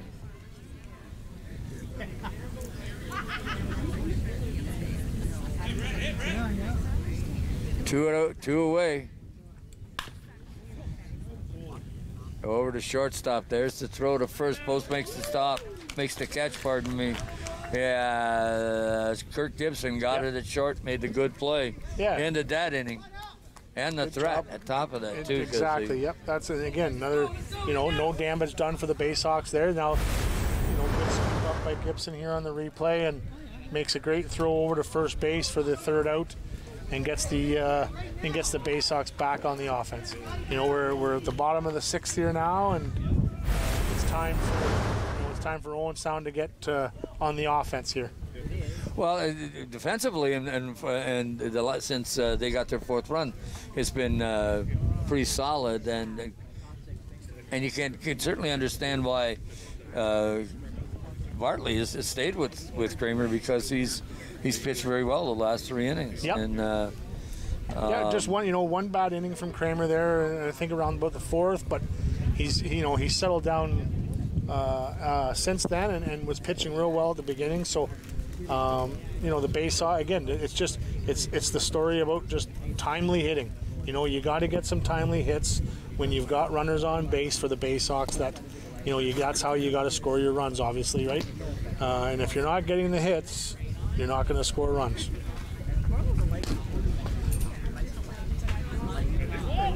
We're just going to see, again, we don't know this, but back out on the mound for New Lowell here is that gentleman that took over, I think, in the third inning, and yep. He's pitched real well for New Lowell. He's kept Owen Sound at bay, so Owen Sound just has to try and figure it out and see if they can get some offense going here.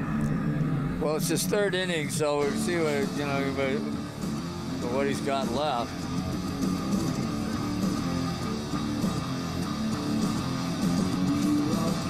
Cole Brown to start off here for the Baysox. So I think we're at the number 7. We're going to see 7, 8, and 9 here for Owen Sound.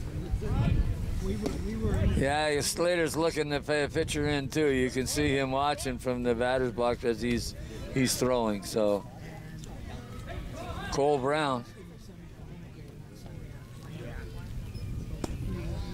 Ball outside and low. They need some base runners. Yep. Certainly would be great if Cole Brown could find himself on base here with a single or a generous walk. Another pitch, I believe that's low. Low. Boy, but there was something on that when he threw it.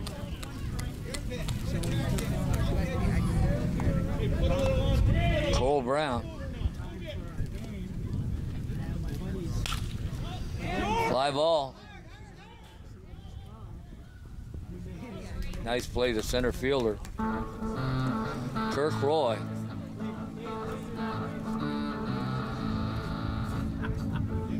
Brown didn't get it all and got it in the air. Actually, it was quite an easy play for Kirk Roy in center field. Just tracked it down 3 steps coming in, and that was all he needed.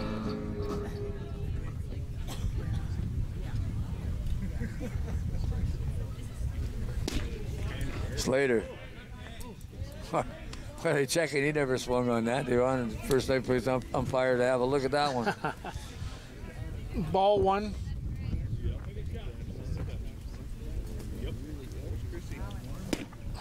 Now that's a strike. Slater looking to try and put a charge in this ball here. I think he wants to tie this game up in one swing. Well, he's quite capable of doing it, but oh, did he get fooled on that slow breaker? Yeah, out in front of it for sure. That's the case of 2 being strikes. aggressive. You got to protect the plate now and try and just think singles here.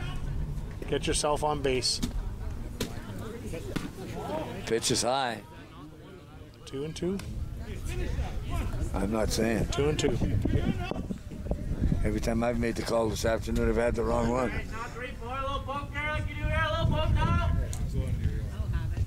Here comes the pitch. Ball is inside and slow. That was a slow curveball. It just didn't make it.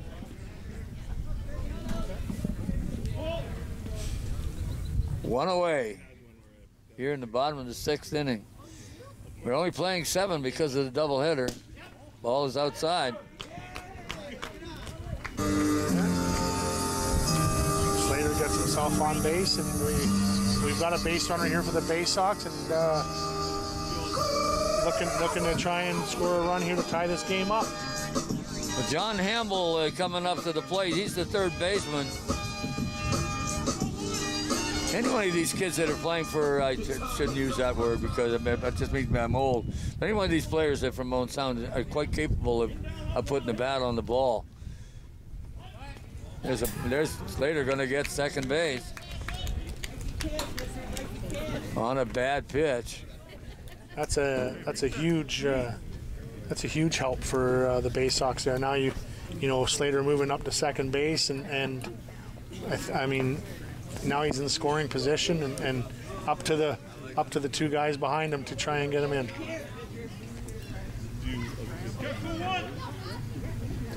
Still looking at the signs. Oh, you're that kind of. Make some pitches here. Have fun.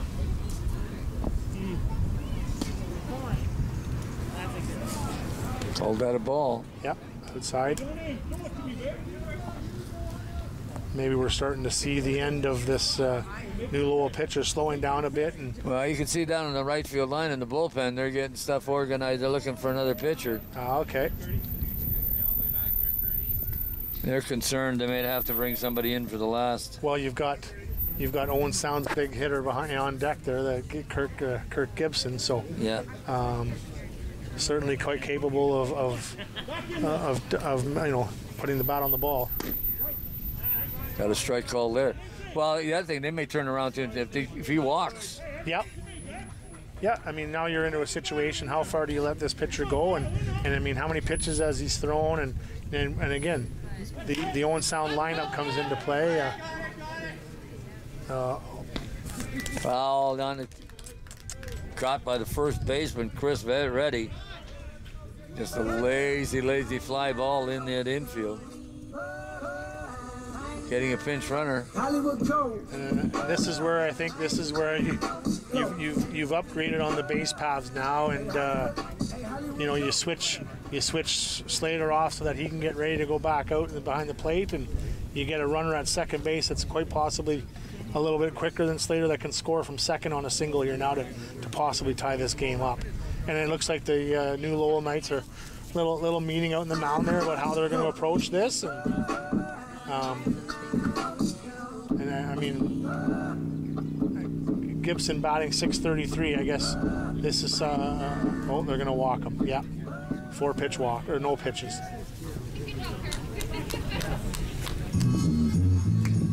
Figure Ryan or McNeil is. So now we see Ryan McNeil with 2 out, runner at first and second, and again smart move there, I guess, by New Lowell, just taking the bat out of the leading batter's hands and roll the dice on the McNeil. That was a good pitch to go after, and he just didn't get his bat on it.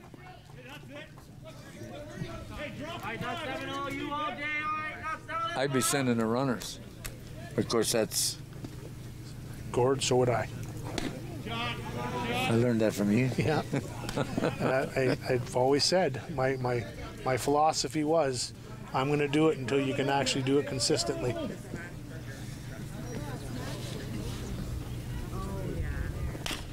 There's a shot right up the center. That's a little tight. Oh, that was close at second base. Got a piece of it. Again, Owen Sound with runners in, on the bases, and just can't seem to, cash those runners in. I think they've left runners on base pretty much every inning, and it just not getting the timely hits to score those runs has kind of been the storyline for this team. And yet they started out so well in that first inning and got, Yep. Again, you're probably correct about the adrenaline and that stuff and making a difference. But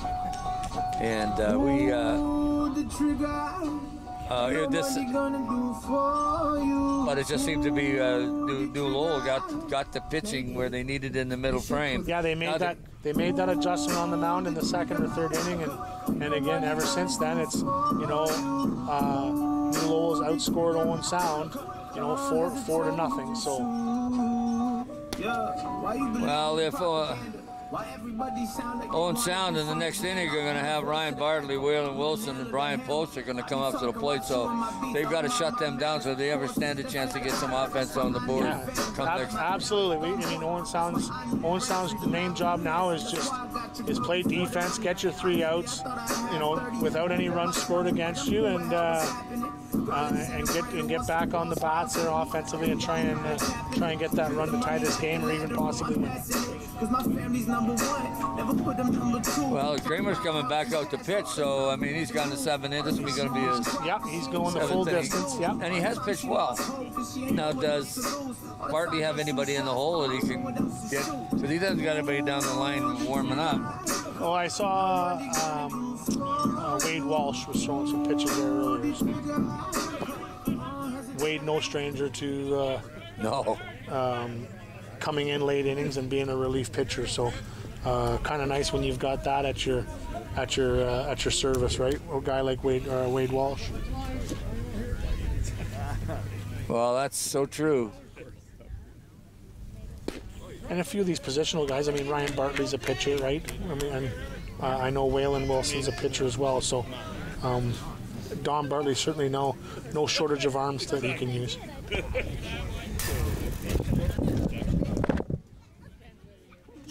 Well, that was in the dirt a little bit. But yeah, a little short of the plate there.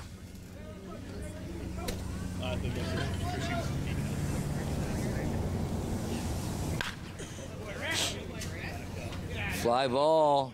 Gone. That cleared the fence. That was well struck. Yep, good hit ball. That's exactly what they didn't want to happen. No, that's certainly not what Owen Sound was looking for. But for New Lowell, that's obviously a good timely hitting, and gives them a little bit of a cushion, in this ball game. They're up 2 runs now, so just going to have to make Owen Sound work a little harder in the bottom of the 7th. Well, the Baysox have to meet their order coming in. There's a shot down first base, stopped by Post. He's just going to go to the bag, make the play. 1 away. Yeah, Post gobble that up and over to touch the bag, makes a good play. Solid first baseman. He's been in this league a lot of years and knows the position well. Well, and that experience sure helps down the also in the season, the late season too.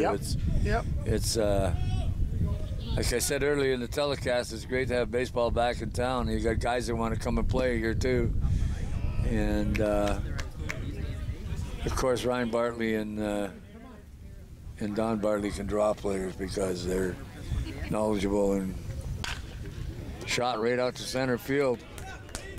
That's going to hit right to the fence. Bartley on it. Gets to throw in. Only going to get 1 bag out of that. Good defense by Bartley as he got to that ball in dead center field. Kramer's given up 3 hits. 2 hits in the last 3 batters, pardon me. Yep. 1 a long ball.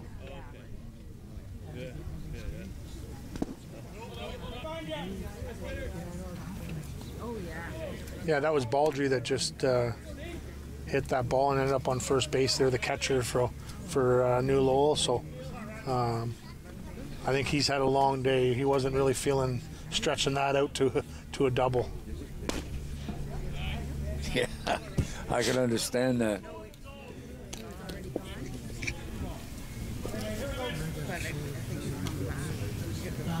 So that was Baldry that got just the first base. Reddy's the one up at bat. Yep. So there's a strike called.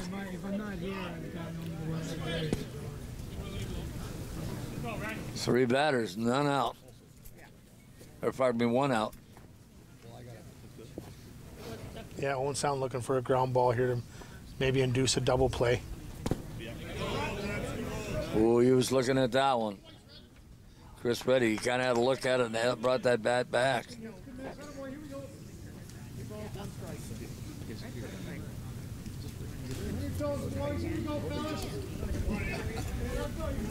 Kramer getting set. Checks the runner. Looks at the plate. Throws the pitch in. Inside. Greg Slater did not like that call.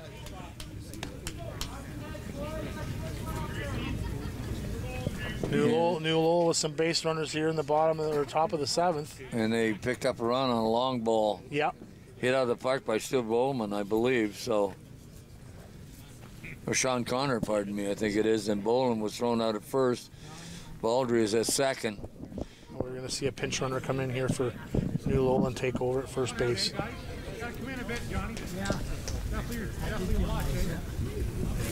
Greg Slater taking over and working the defense. And 29 the misses. Here comes the pitch. Outside. I'm a racing fan. There we come again. There's the shot. That should no call. Slater is not happy with that. I thought I shouldn't say anything. I thought that was a strike.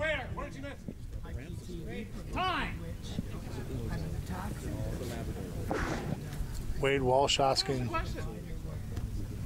the umpire where he's missing.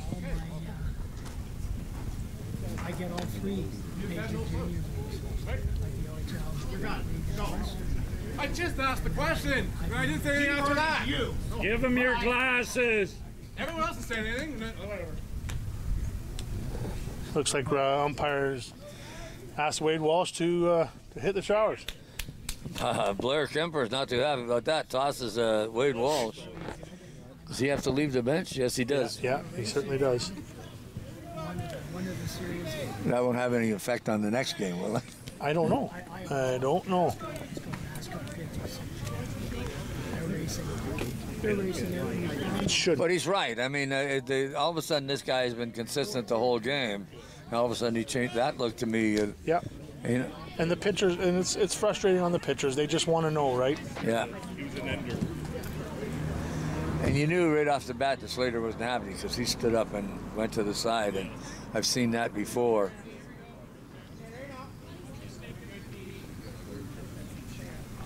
Owen Sound just needs to focus on getting out of this inning and try and get back into this ball game with a couple of runs.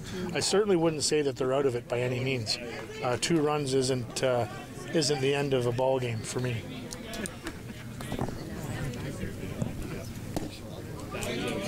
Now the bases are loaded. Kramer struggling. Waiting to see if Don Bartley makes a move here. I think so. He's starting to step out top, what would be the top step of the dugout. Oh, he's not changing. No, I think he's, just coaching, getting his defense set, and I think you're going to see some, obviously they're going to try and cut the play off at home plate here and turn a double play home to first. Well, you gotta put it over the plate. Yeah, that's the thing, Kramer. You just gotta throw strikes, and try and let your defense do the job, right? That's what they're there for. Yeah, and she's got a tattoo. Here comes the pitch. Kramer getting set, struggling a little bit right now. There's the shot right across the plate. Little slow, lazy curveball. I believe Greer just put it on his shoulder.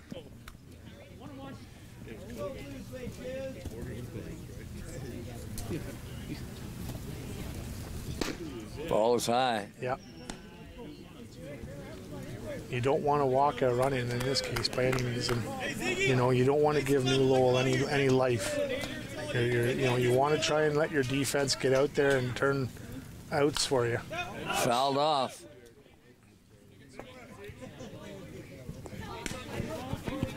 Right into the playground. It's just chasing after the ball. Just had a fleet of kids just run by us and out to chase that ground with that fly ball. Went off into the playground on the far across the street.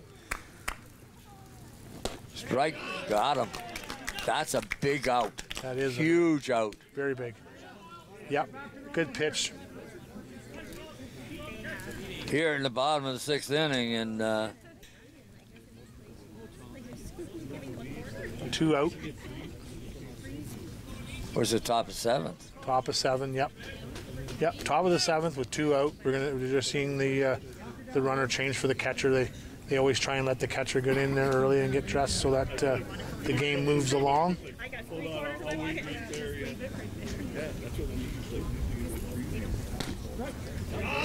Got a strike on that pitch. If he can strike the side out and strike this that would be huge for his team. So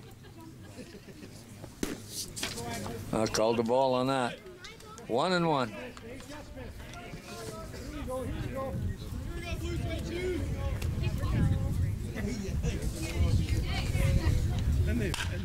Fly ball. Off the wall.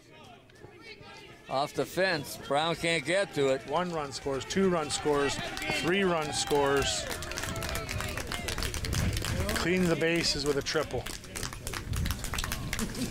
Chris Greer and Tanner Ziegler, that just about puts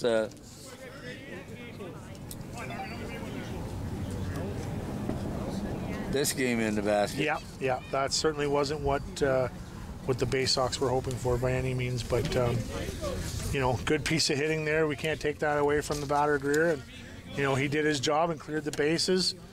And unfortunate for the Baysox, because again, when you're only down 2 and you're going to the bottom of the inning, I still think that you're in a ball game that you can, you have a chance to to tie it, or even try and win it. Would you say that Don left Tanner in too long, or is just a no, I don't think I would have.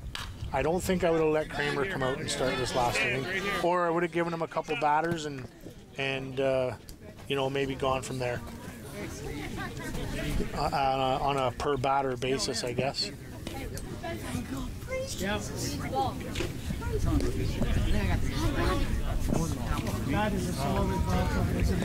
Kid's going to steal the ball, I think. So. Oh, they're bringing it back on the other side of the fence. Strike 3. Got him. There we go. Well, but the damage was done. The damage is done. Yeah, unfortunately, I think for the Baysox, Kramer got left in there a little bit too long, maybe, and that triple by Greer again cleared the bases, and New Lowell scores 4 runs that inning. 1 on the long ball, the home run that we saw, and then on the triple.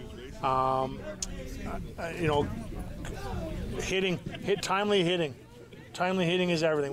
We see it on one side here for the New Lowell Knights and Owen Sound just time and time again throughout this game, Gord. They've had runners in scoring position, they've had runners on base, and they're just not getting the hitting.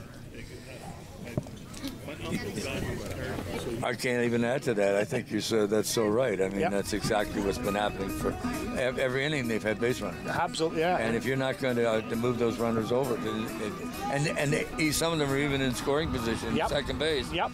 And good hitters at the plate. Good hitters at the plate. Yeah. But the big difference was when New Lowell changed the pitcher. When New Lowell, yes. And all of a sudden it became different. Yep.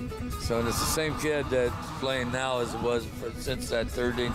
He came in the 3rd inning, and I don't think he'll be there very long if Owen Sounds decides to mount up some kind of attack. It wouldn't take them long. They've got 3 runs, and if they load the bases, they can. Yeah. I mean, again, Owen Sound just has to do their job and get some runners on base. That's how it's going to start for Owen Sound. Is they got to have, they got to get the first 2 runners on base or a runner on base, and try and get with nobody out, and just slowly sort of peck away at this score and try and get yourself back into it. Yeah. Bottom of the 7th inning. Of course, we're only going 7 innings right now because primarily it's a doubleheader. Yeah. And they only play 14 innings between the 2 games. Looks like Don Bartley's bringing in a pinch hitter here. Yeah.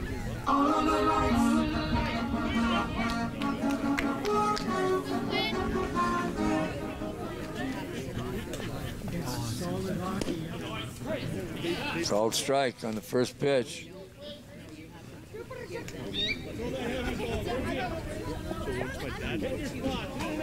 already done that, like biology, so it's already done for. That one's outside. 1-1.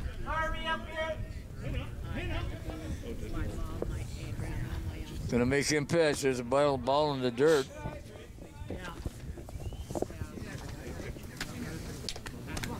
Yeah, unfortunately, we don't know who this is at bat, but you know, Don Bartley electing to go with a pinch hitter to start off the bottom of the 7th here. I know it's 23. Yes. Fouled out. Of course, we've alluded to the fact that Bailey Rocher's Memorial Day today, and all the players here are wearing his number 23, and a class move by the Knights to come in here and wear those colors and orange and blue. There's off the plate. Ball 3.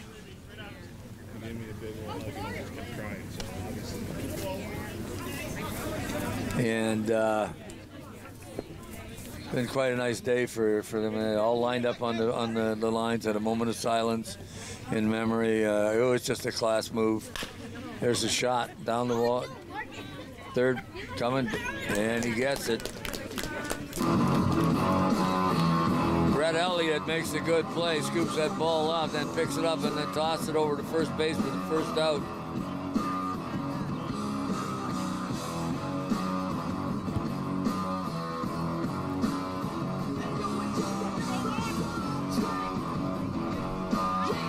Now we're just trying to figure out who the batter is. Yeah, Don Bartley electing. I think he's actually going with all pinch hitters here to see in the bottom of the 7th. He's getting some guys off the bench and giving them some at-bats here. So, again, folks, we don't know who's coming here, but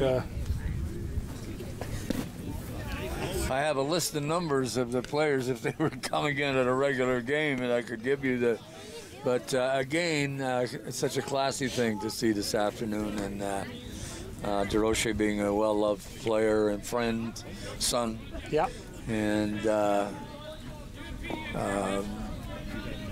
kind of neat, you know, and to be remembered. 71 said, send them all over the world. Hey, this one's automatic. Count 3-0, I think.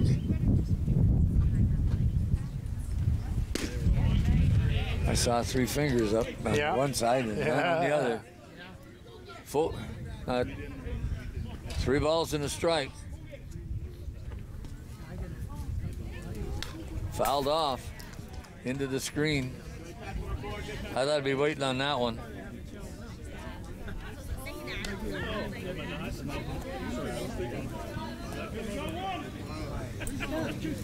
Well, nobody in the bullpen for New Lowell Knights. No, I think they're going to let whoever this is going to go the distance. So, fly ball. Infield. Third base. Third baseman again. 2 away. Brett Elliott.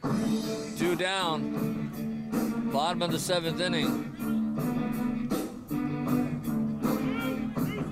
7-3 for New Lowell.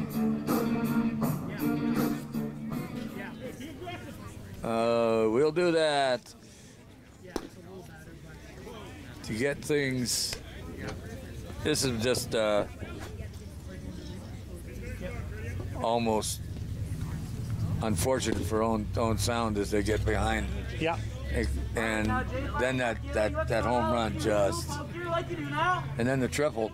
Yeah, I mean, you know, you look back at the top of that 7th inning, and Owen Sound comes out, and they're only down 1 run. They're still, still in this ball game to say, and I mean, unfortunately, you know, New Lowell hits a home run and goes up by 2, and then Greer hits that triple and clears the bases for 3 more runs, and pretty much puts the nail in the coffin here for the Baysox.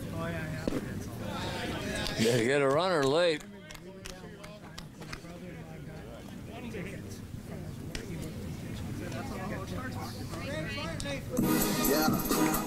Owen Owen Sound with a runner on first there with 2 out.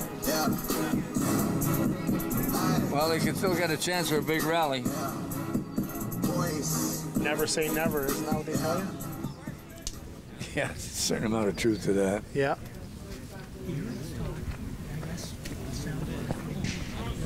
They've got nobody ready, and all of a sudden he's having a little bit of trouble finding the plate. If that's the case, well, I mean, I think they're with a 5-run lead.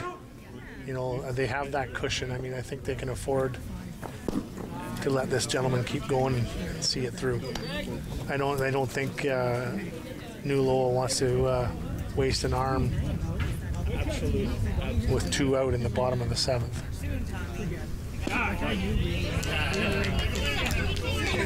There's a certain amount of truth to that, but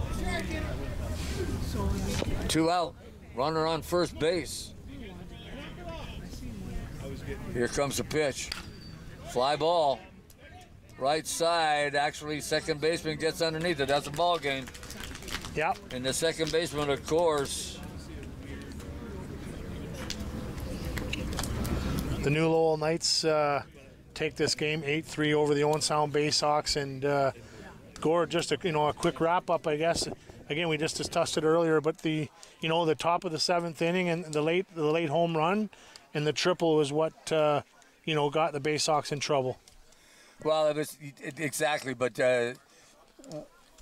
Owen Sound came out of this game out of the gate with scoring 3 runs, got a cushion, yep. And then it was slowly eroded for 2 innings, but they gave up 2 runs back to back in the 2nd and 3rd inning. Yep. Then it was 4-3 ball game, and then they stayed in contention, but they just could not. We got runners on base and inning after inning after inning, and then couldn't convert and get those runners across the plate. Yep. No, and again, it was timely hitting, right? One team got the timely hitting, and the other team didn't. And unfortunately, it was the home team that just couldn't, cash in runs from time to time. Like you said, when you've got runners in scoring position, and you need to get them across that home plate, right? And you just couldn't do it. Well, the other thing too is it's exactly what Don was talking about, is that their record is better than what they show. And even this afternoon in that particular game, they played very well defensively. Their pitching was more than adequate, and you just come up short. And folks, we were so pleased that you could tune into our telecast today with the North Dufferin Baseball League with the new Lowell Knights and the Owen Sound Baysox, and DJ Selkirk and myself, Gord Chapman, are just been real pleased to bring you this telecast in this ball game. Unfortunately, the Owen Sound team lost 7-3 to the new Lowell Knights, but a great afternoon of baseball here at Tom Williams. We hope you enjoyed the telecast, and we'll be back with our doubleheader, our second game, very shortly.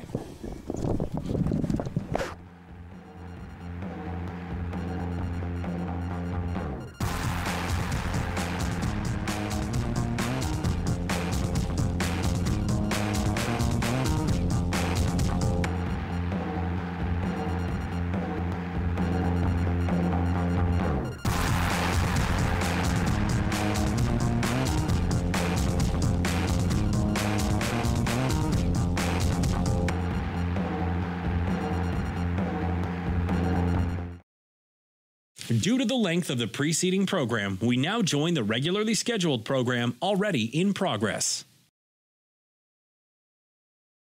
You mentioned Patrice Bergeron as well. Ryan O'Reilly's so good on the draws. Some teams are going to have to step up, though. You might see the Rangers try and stay competitive again, hiring a new head coach and still trying to be in the mix. Maybe the New Jersey Devils had a little bit of success this season with Nico Hischier, Jack Hughes, and then Luke Hughes coming on. So the Devils as well could be looking to add on come free agency. Guys, when I look at this free agent group, though, leaves a lot to be desired. This isn't some of those other free agent crops that we've seen in the past. You think of the year that John Tavares signed with the Leafs. He was still what you would say in peak prime John Tavares at that time. This year's group I look at, and you mentioned some of those names, like an O'Reilly, like a Patrick Kane, like a Phil Kessel. They're going to be remembered when their time in the league is done. They're all winners. But that being said, Are they in their primes? Are they at that point in their career where you could say they're at their most dominant?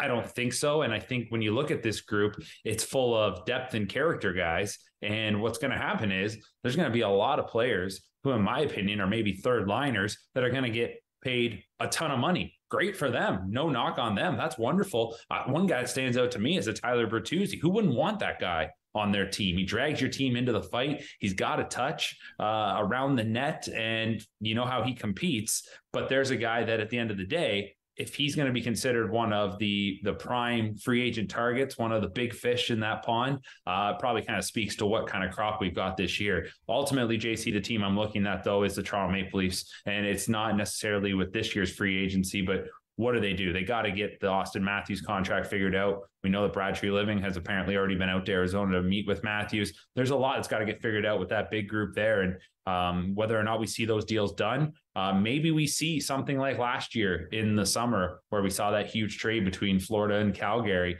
the sign and trade of Matthew Tkachuk. I think it'll be quite intriguing times as to what shakes out. But if you want to talk about this year's free agent group, to me, I'm sorry, I'm not getting too excited.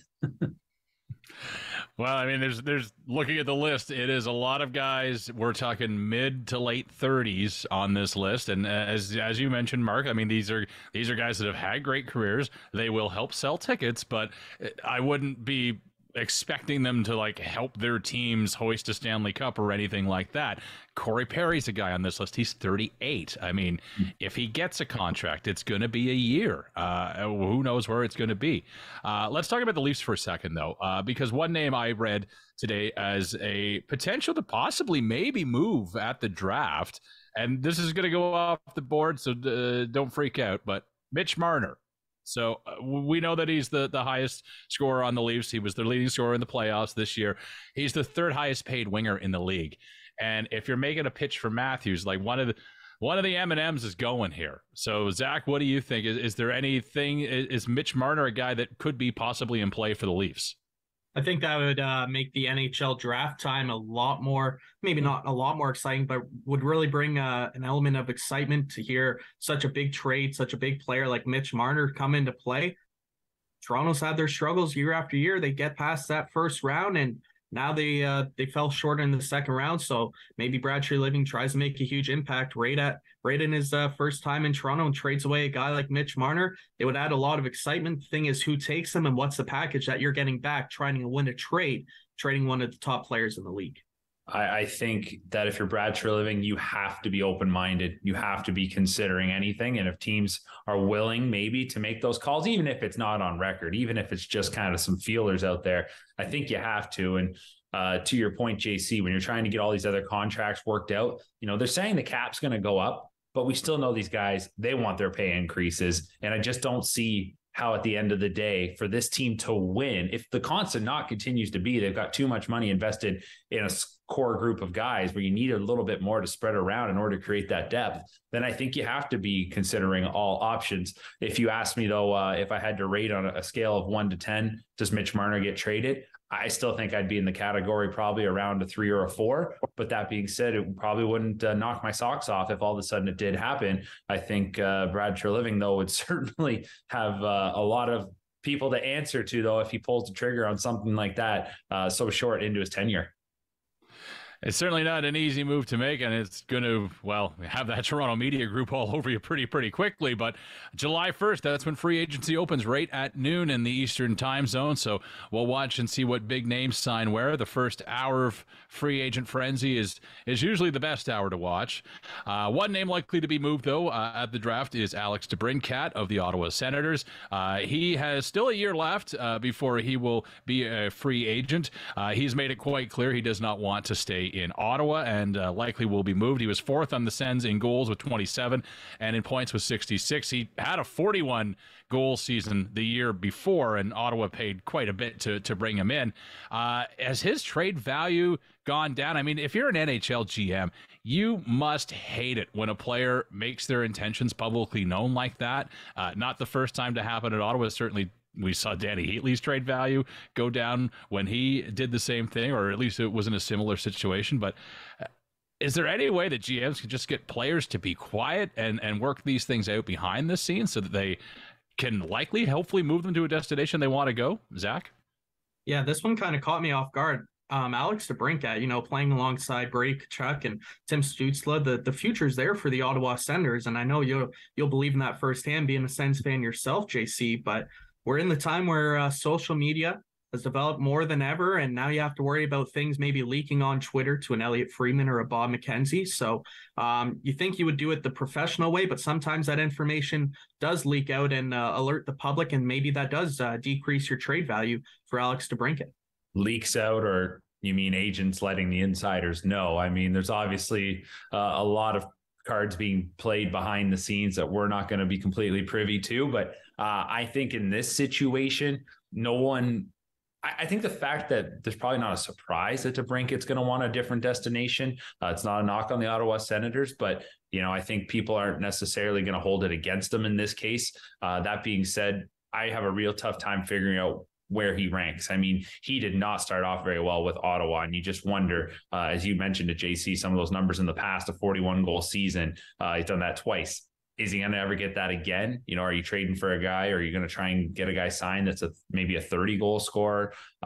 Size is sometimes the knock on him. I think there's going to be a lot of teams interested, though. Probably the teams that are either on the rise right now, or those teams that are going to need to maybe replace some pieces, just try and maintain the level that they're at. I think if you're DeBrincat, clearly he just wants to go to a winning situation. Yeah, obviously that's what he's looking for. He's hoping to get back to maybe a culture similar to what he had before when he was with Chicago, although culture is changing in Ottawa. The new ownership's coming in now, and based on all early returns from the city, it sounds like ex-players like Daniel Alfredsson are now coming back into the mix and happy to be part of an organization where they had been soured before by the former ownership. So we'll keep an eye on that. Certainly between the tale of the two Ontario cities, between Toronto and Ottawa, we're talking about much different situations heading into free agency. Let's shift for a bit to the CFL. I've got my Ottawa Red Blacks third jersey on today. The CFL season has kicked off as of 2 weeks ago. We're now into week 3 of the CFL season. If you were to look around and pick any surprises, I think some might look at the Hamilton Ticats and their 0-2 start as a bit of a shocker. Hamilton has loaded up this season. They will be hosting the Grey Cup. We know that is a foregone conclusion. So obviously the thought of a home Grey Cup win is something that the Ticats are going for. They've got Bo Levi Mitchell, who's won in the past with the Calgary Stampeders. He's hurt now, and the Ticats start 0-2 on the season. Any thoughts on the beginning of the CFL season, Zach?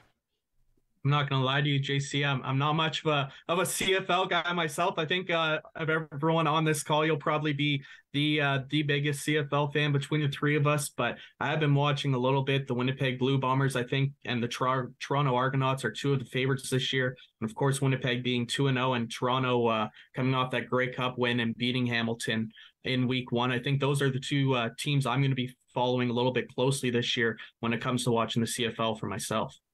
My thoughts on the CFL, Argos, the defending champions. I think Chad Kelly has an opportunity to at least continue to raise his profile in a city where it's obviously hard for the Argos to get that mainstream media love like they once did. But I think Chad Kelly, with that pretty prominent last name, probably has an opportunity to do that if he can keep the Argos rolling. They got off to a really nice start with the win over Hamilton on Sunday night. So I'll be curious to see if maybe after coming in as defending champions and having somebody with a little name value, can the Argos start to get a little more love in the city? Will the attendance maybe pick up a little bit there at BMO Field? Looked like it was a good crowd the other night for their game on Sunday, but that stadium's expanded at times now, and you see kind of the upper deck empty. Maybe the Argos will have a little bit of a renaissance in the Big Smoke. I think that'd be really good to see. But to your point about the Hamilton Ticats, I guess in the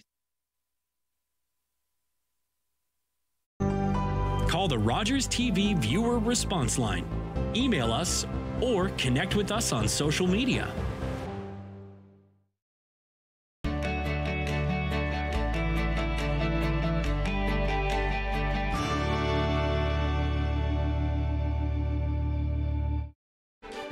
Hi, I'm David Sherman, host of Politically Speaking.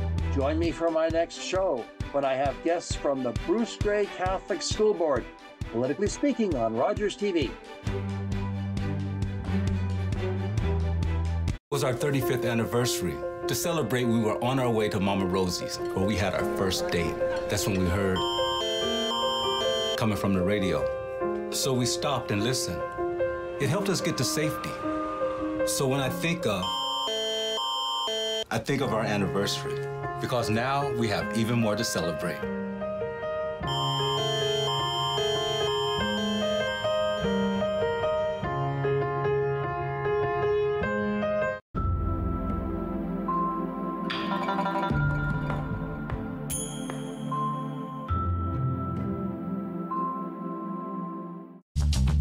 This program is brought to you by Ignite TV. Now you're in command. Visit Rogers.com for more details.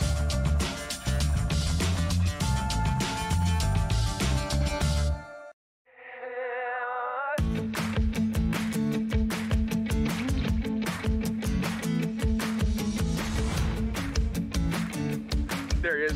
Got him. Coming up on this episode of The New Fly Fisher, we're in Island Park, Idaho, DIY, doing it ourselves on Henry's Lake and all the tributaries in and around Island Park. This big fish adventure starts right now on The New Fly Fisher. Come on, get in the net, you little donkey.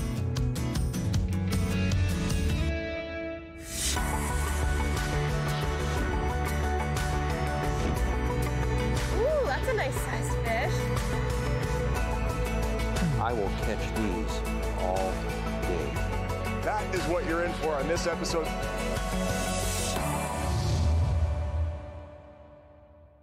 The New Fly Fisher is supported by Visit Idaho,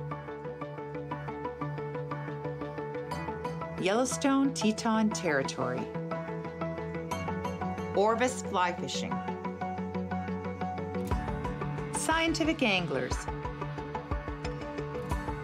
Trout Unlimited, WeatherTech Canada.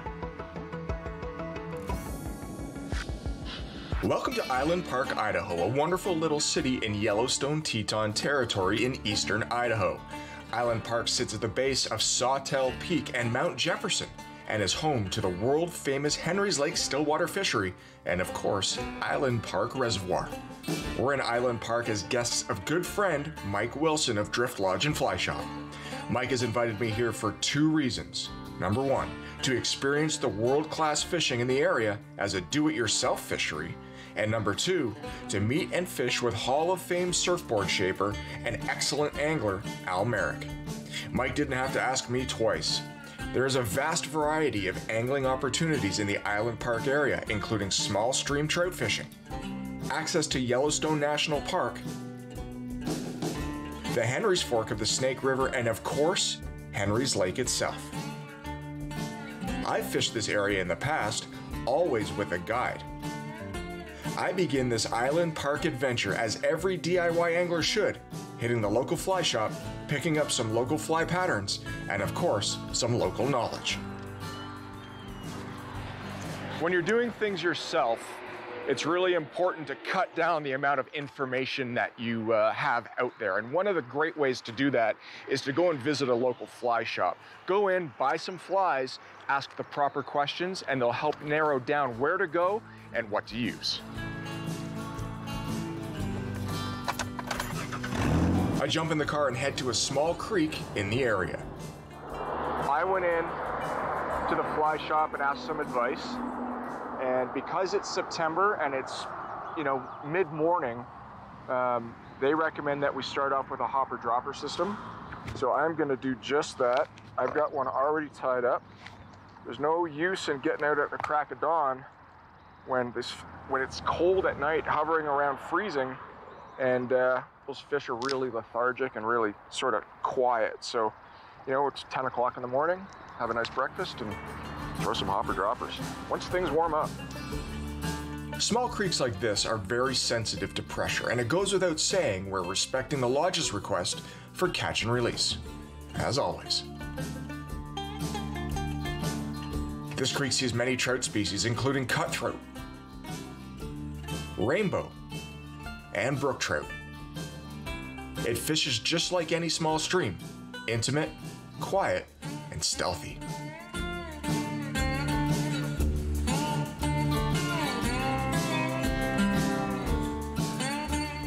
You got to be ready when fishing small stream cutthroat.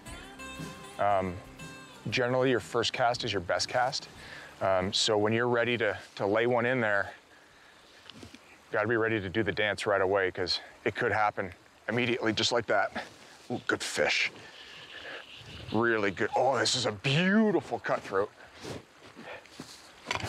Took the nymph. We're fishing a hopper dropper system today.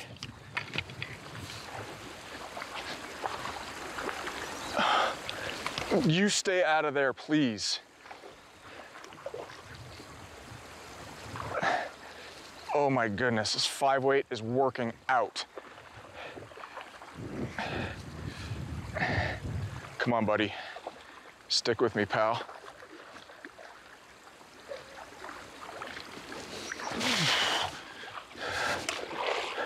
In small streams, it does not get any better than this. Absolutely amazing. Whew, skinny, skinny water, big, fat cutthroat. All right, let's let this big girl go.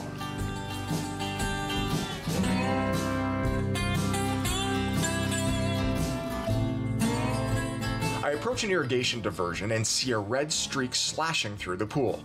So I change my rig to a streamer immediately. Oh, he's gonna eat it, dude. Got him. Oh my gosh, can you believe this? This is unbelievable. We're in this irrigation. Oh, this is so much fun. In this irrigation ditch, and I put my polarized glasses on, and I see this red thing in the water, and it's a salmon. It's a kokanee salmon. Where's my net? I've never even seen one of these, let alone had an opportunity to fish them. I'm a disaster right now. I go down and net this guy. There are kokanee in Island Park Reservoir. Yes, are you kidding me? Are you actually kidding me right now? Oh my goodness. So I had a hopper and a nymph on. Let me catch my breath. Saw this red dash ripping around in this pool, put on a black bead-headed leech, and he ate it. He actually ate it. Look at that. This is insane. All right, what an absolute thrill. Let's let this guy go.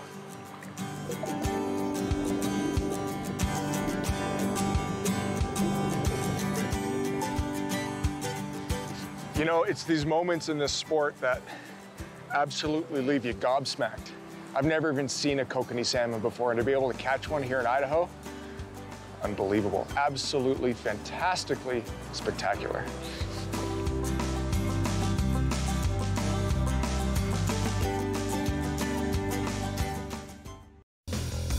Hey, you're so right. Zach has terrible takes. I know, right? Like, legit. Everyone makes fun of my take just because I wanted to be bold and just throw myself out there. But also, I got to apologize quickly. I can't come back next season. Live Golf has paid me $50 million to do their sports wrap show. The Jays do not make the playoffs. That's it. I'm leaving. That's when Odell Beckham Jr. will be donning the green and yellow. At St. John Ambulance, we're all about community. We teach life-saving skills and provide community support through our volunteer services. All St. John Ambulance product sales and training registrations support these important services. Volunteer, donate, or enroll in a program today so we can continue to have an impact on our community. Visit sja.ca to learn more. At St. John Ambulance, we do more than save lives, we change lives. Every year, dozens of Canadians are killed or seriously injured because they take risks around railway tracks. Talk to your loved ones about rail safety. Visit stoptracktragedies.ca. Drift Lodge and Fly Shop is located right on Idaho's artery to access for anglers, the famous Highway 20, just a few short miles from the Montana border and the west gate of Yellowstone National Park. The lodge has a variety of extremely economical lodging options to choose from, including a large house for bigger groups to smaller cabins perfect for couples or you and your fishing buddy. Today we're splitting our day between Yellowstone National Park and a drive-to access of the Henry's Fork. and I try a relatively new technique to me, tight line nymphing. One of the things that I absolutely love about fishing in Yellowstone Teton territory, specifically the Island Park region, is the fact that there's so many rivers and creeks where you can do it yourself, DIY. All you have to do is drop into a fly shop, pick up some flies, ask the right questions, and they can help you and guide you to rivers like this. This is a section of the Henry's Fork that we're gonna fish today. Hopefully, we're gonna find some fish.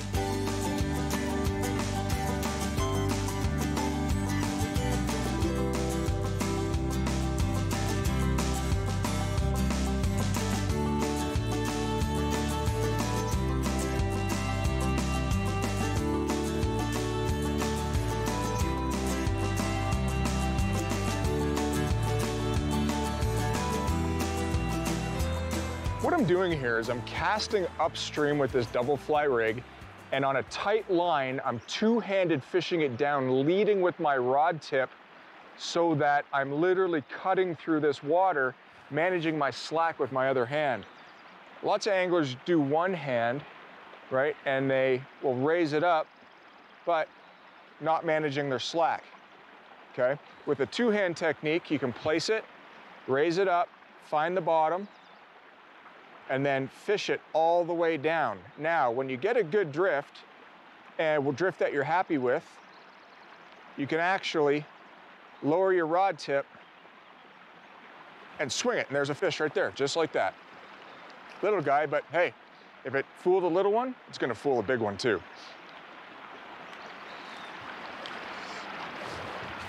There we go, quick release. Little trout. This is such an effective technique for picking up fish. It's absolutely amazing. And the thing is that, you know, we've been told when you're indicator fishing to always go with the speed of the bubbles. Let your flies go with the speed of the currents. Well, this, you're actually looking for your flies to go 2 to 3 times slower than the speed of the current. So that's why you're leading your flies, is that you're actually controlling the nymph as it bounces down, you know, that far off the bottom.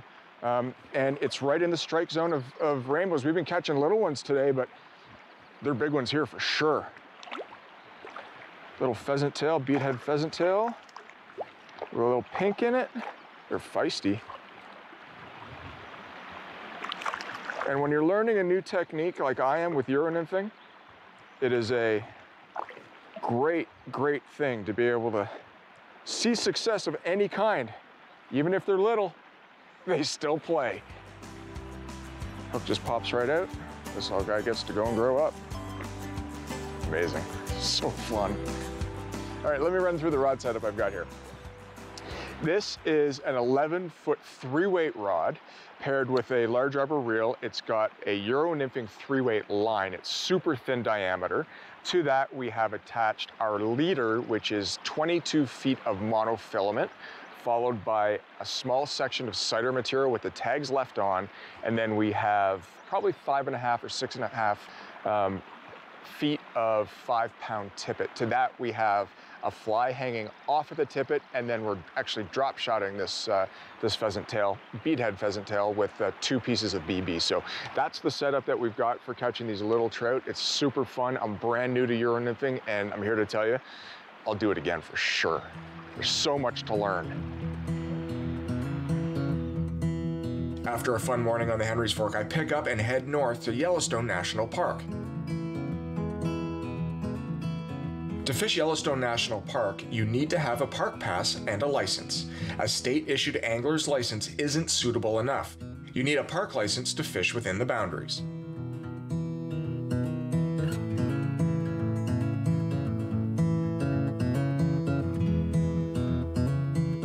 There is a multitude of angling opportunities within the park boundaries, including famous rivers such as the Gallatin, the Madison, Snake, and Yellowstone River itself. Today, we are fishing a small tributary of the Madison, just a short walk from the car park.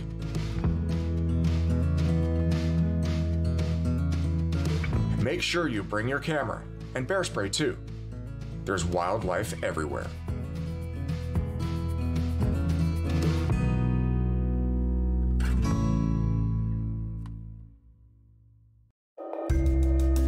I was born and raised in Musqueam First Nation territory by my mother, who spoke Hunkaminam to me. As a child, I ceased using my mother tongue, as to use any language other than English was considered not being Canadian, so I was told. The old people came to me in a dream and reminded me of who I am and where I come from. I have reawakened. My roots are strong, and I'm no longer a silent speaker. My language tells me where I am from. It defines me and guides me to teach others to learn and understand our culture and traditions. A gift for those in the present and the unborn generations. What was lost is found. What was asleep has awakened. My blood is here, and I am complete. I have returned home. What kind of show do you want to see on Rogers TV? What interests you? Log on to rogerstv.com, fill out a show proposal, and tell us about your segment idea. We want to know what you want to see. Rogers TV, only on Rogers. Your mouth can do a lot of amazing things.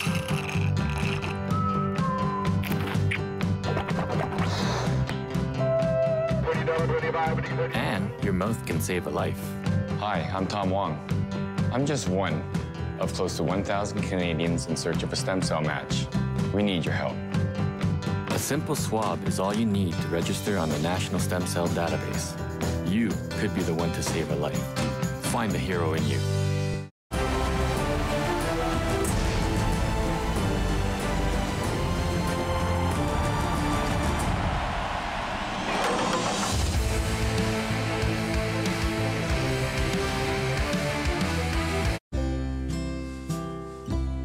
Drift Lodge has a very well-appointed fly shop right on site should you need pretty near anything while in the area. From flies and lines to clothing and licenses, the experts at the shop have you covered.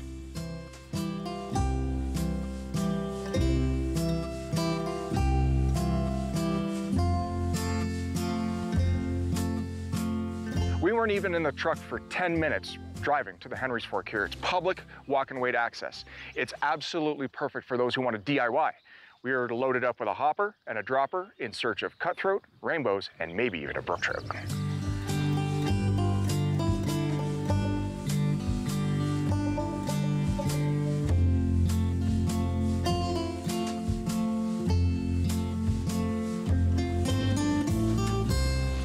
There we go, little guy.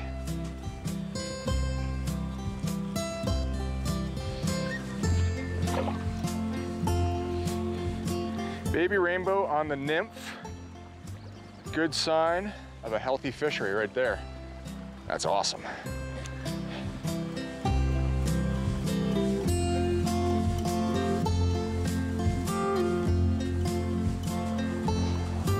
There we go, on the dry.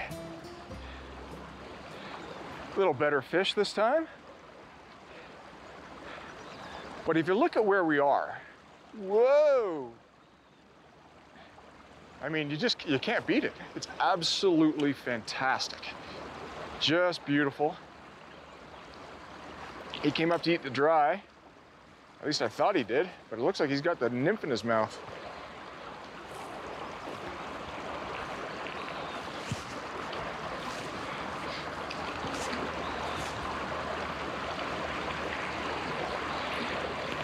Come back to me, there we go. Nice little 10-inch rainbow, nymph right in there. Fun fish, they're getting bigger. They sure are. All right, bud, thanks. This evening here on the Henry's Fork, I'm working my way upstream, and I've actually got 3 pieces of structure that I'm fishing as I'm methodically moving up.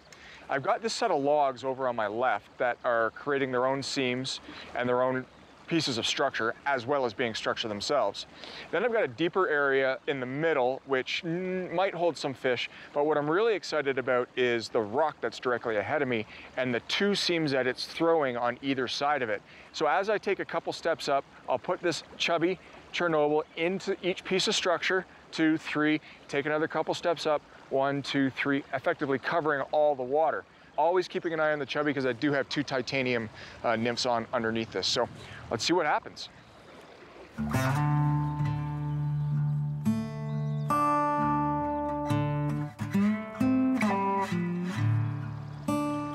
All right, we got ourselves a good one here.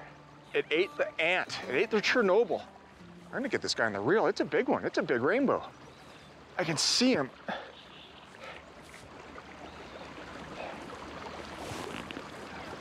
Oh yeah, it's a good one. Come on, buddy.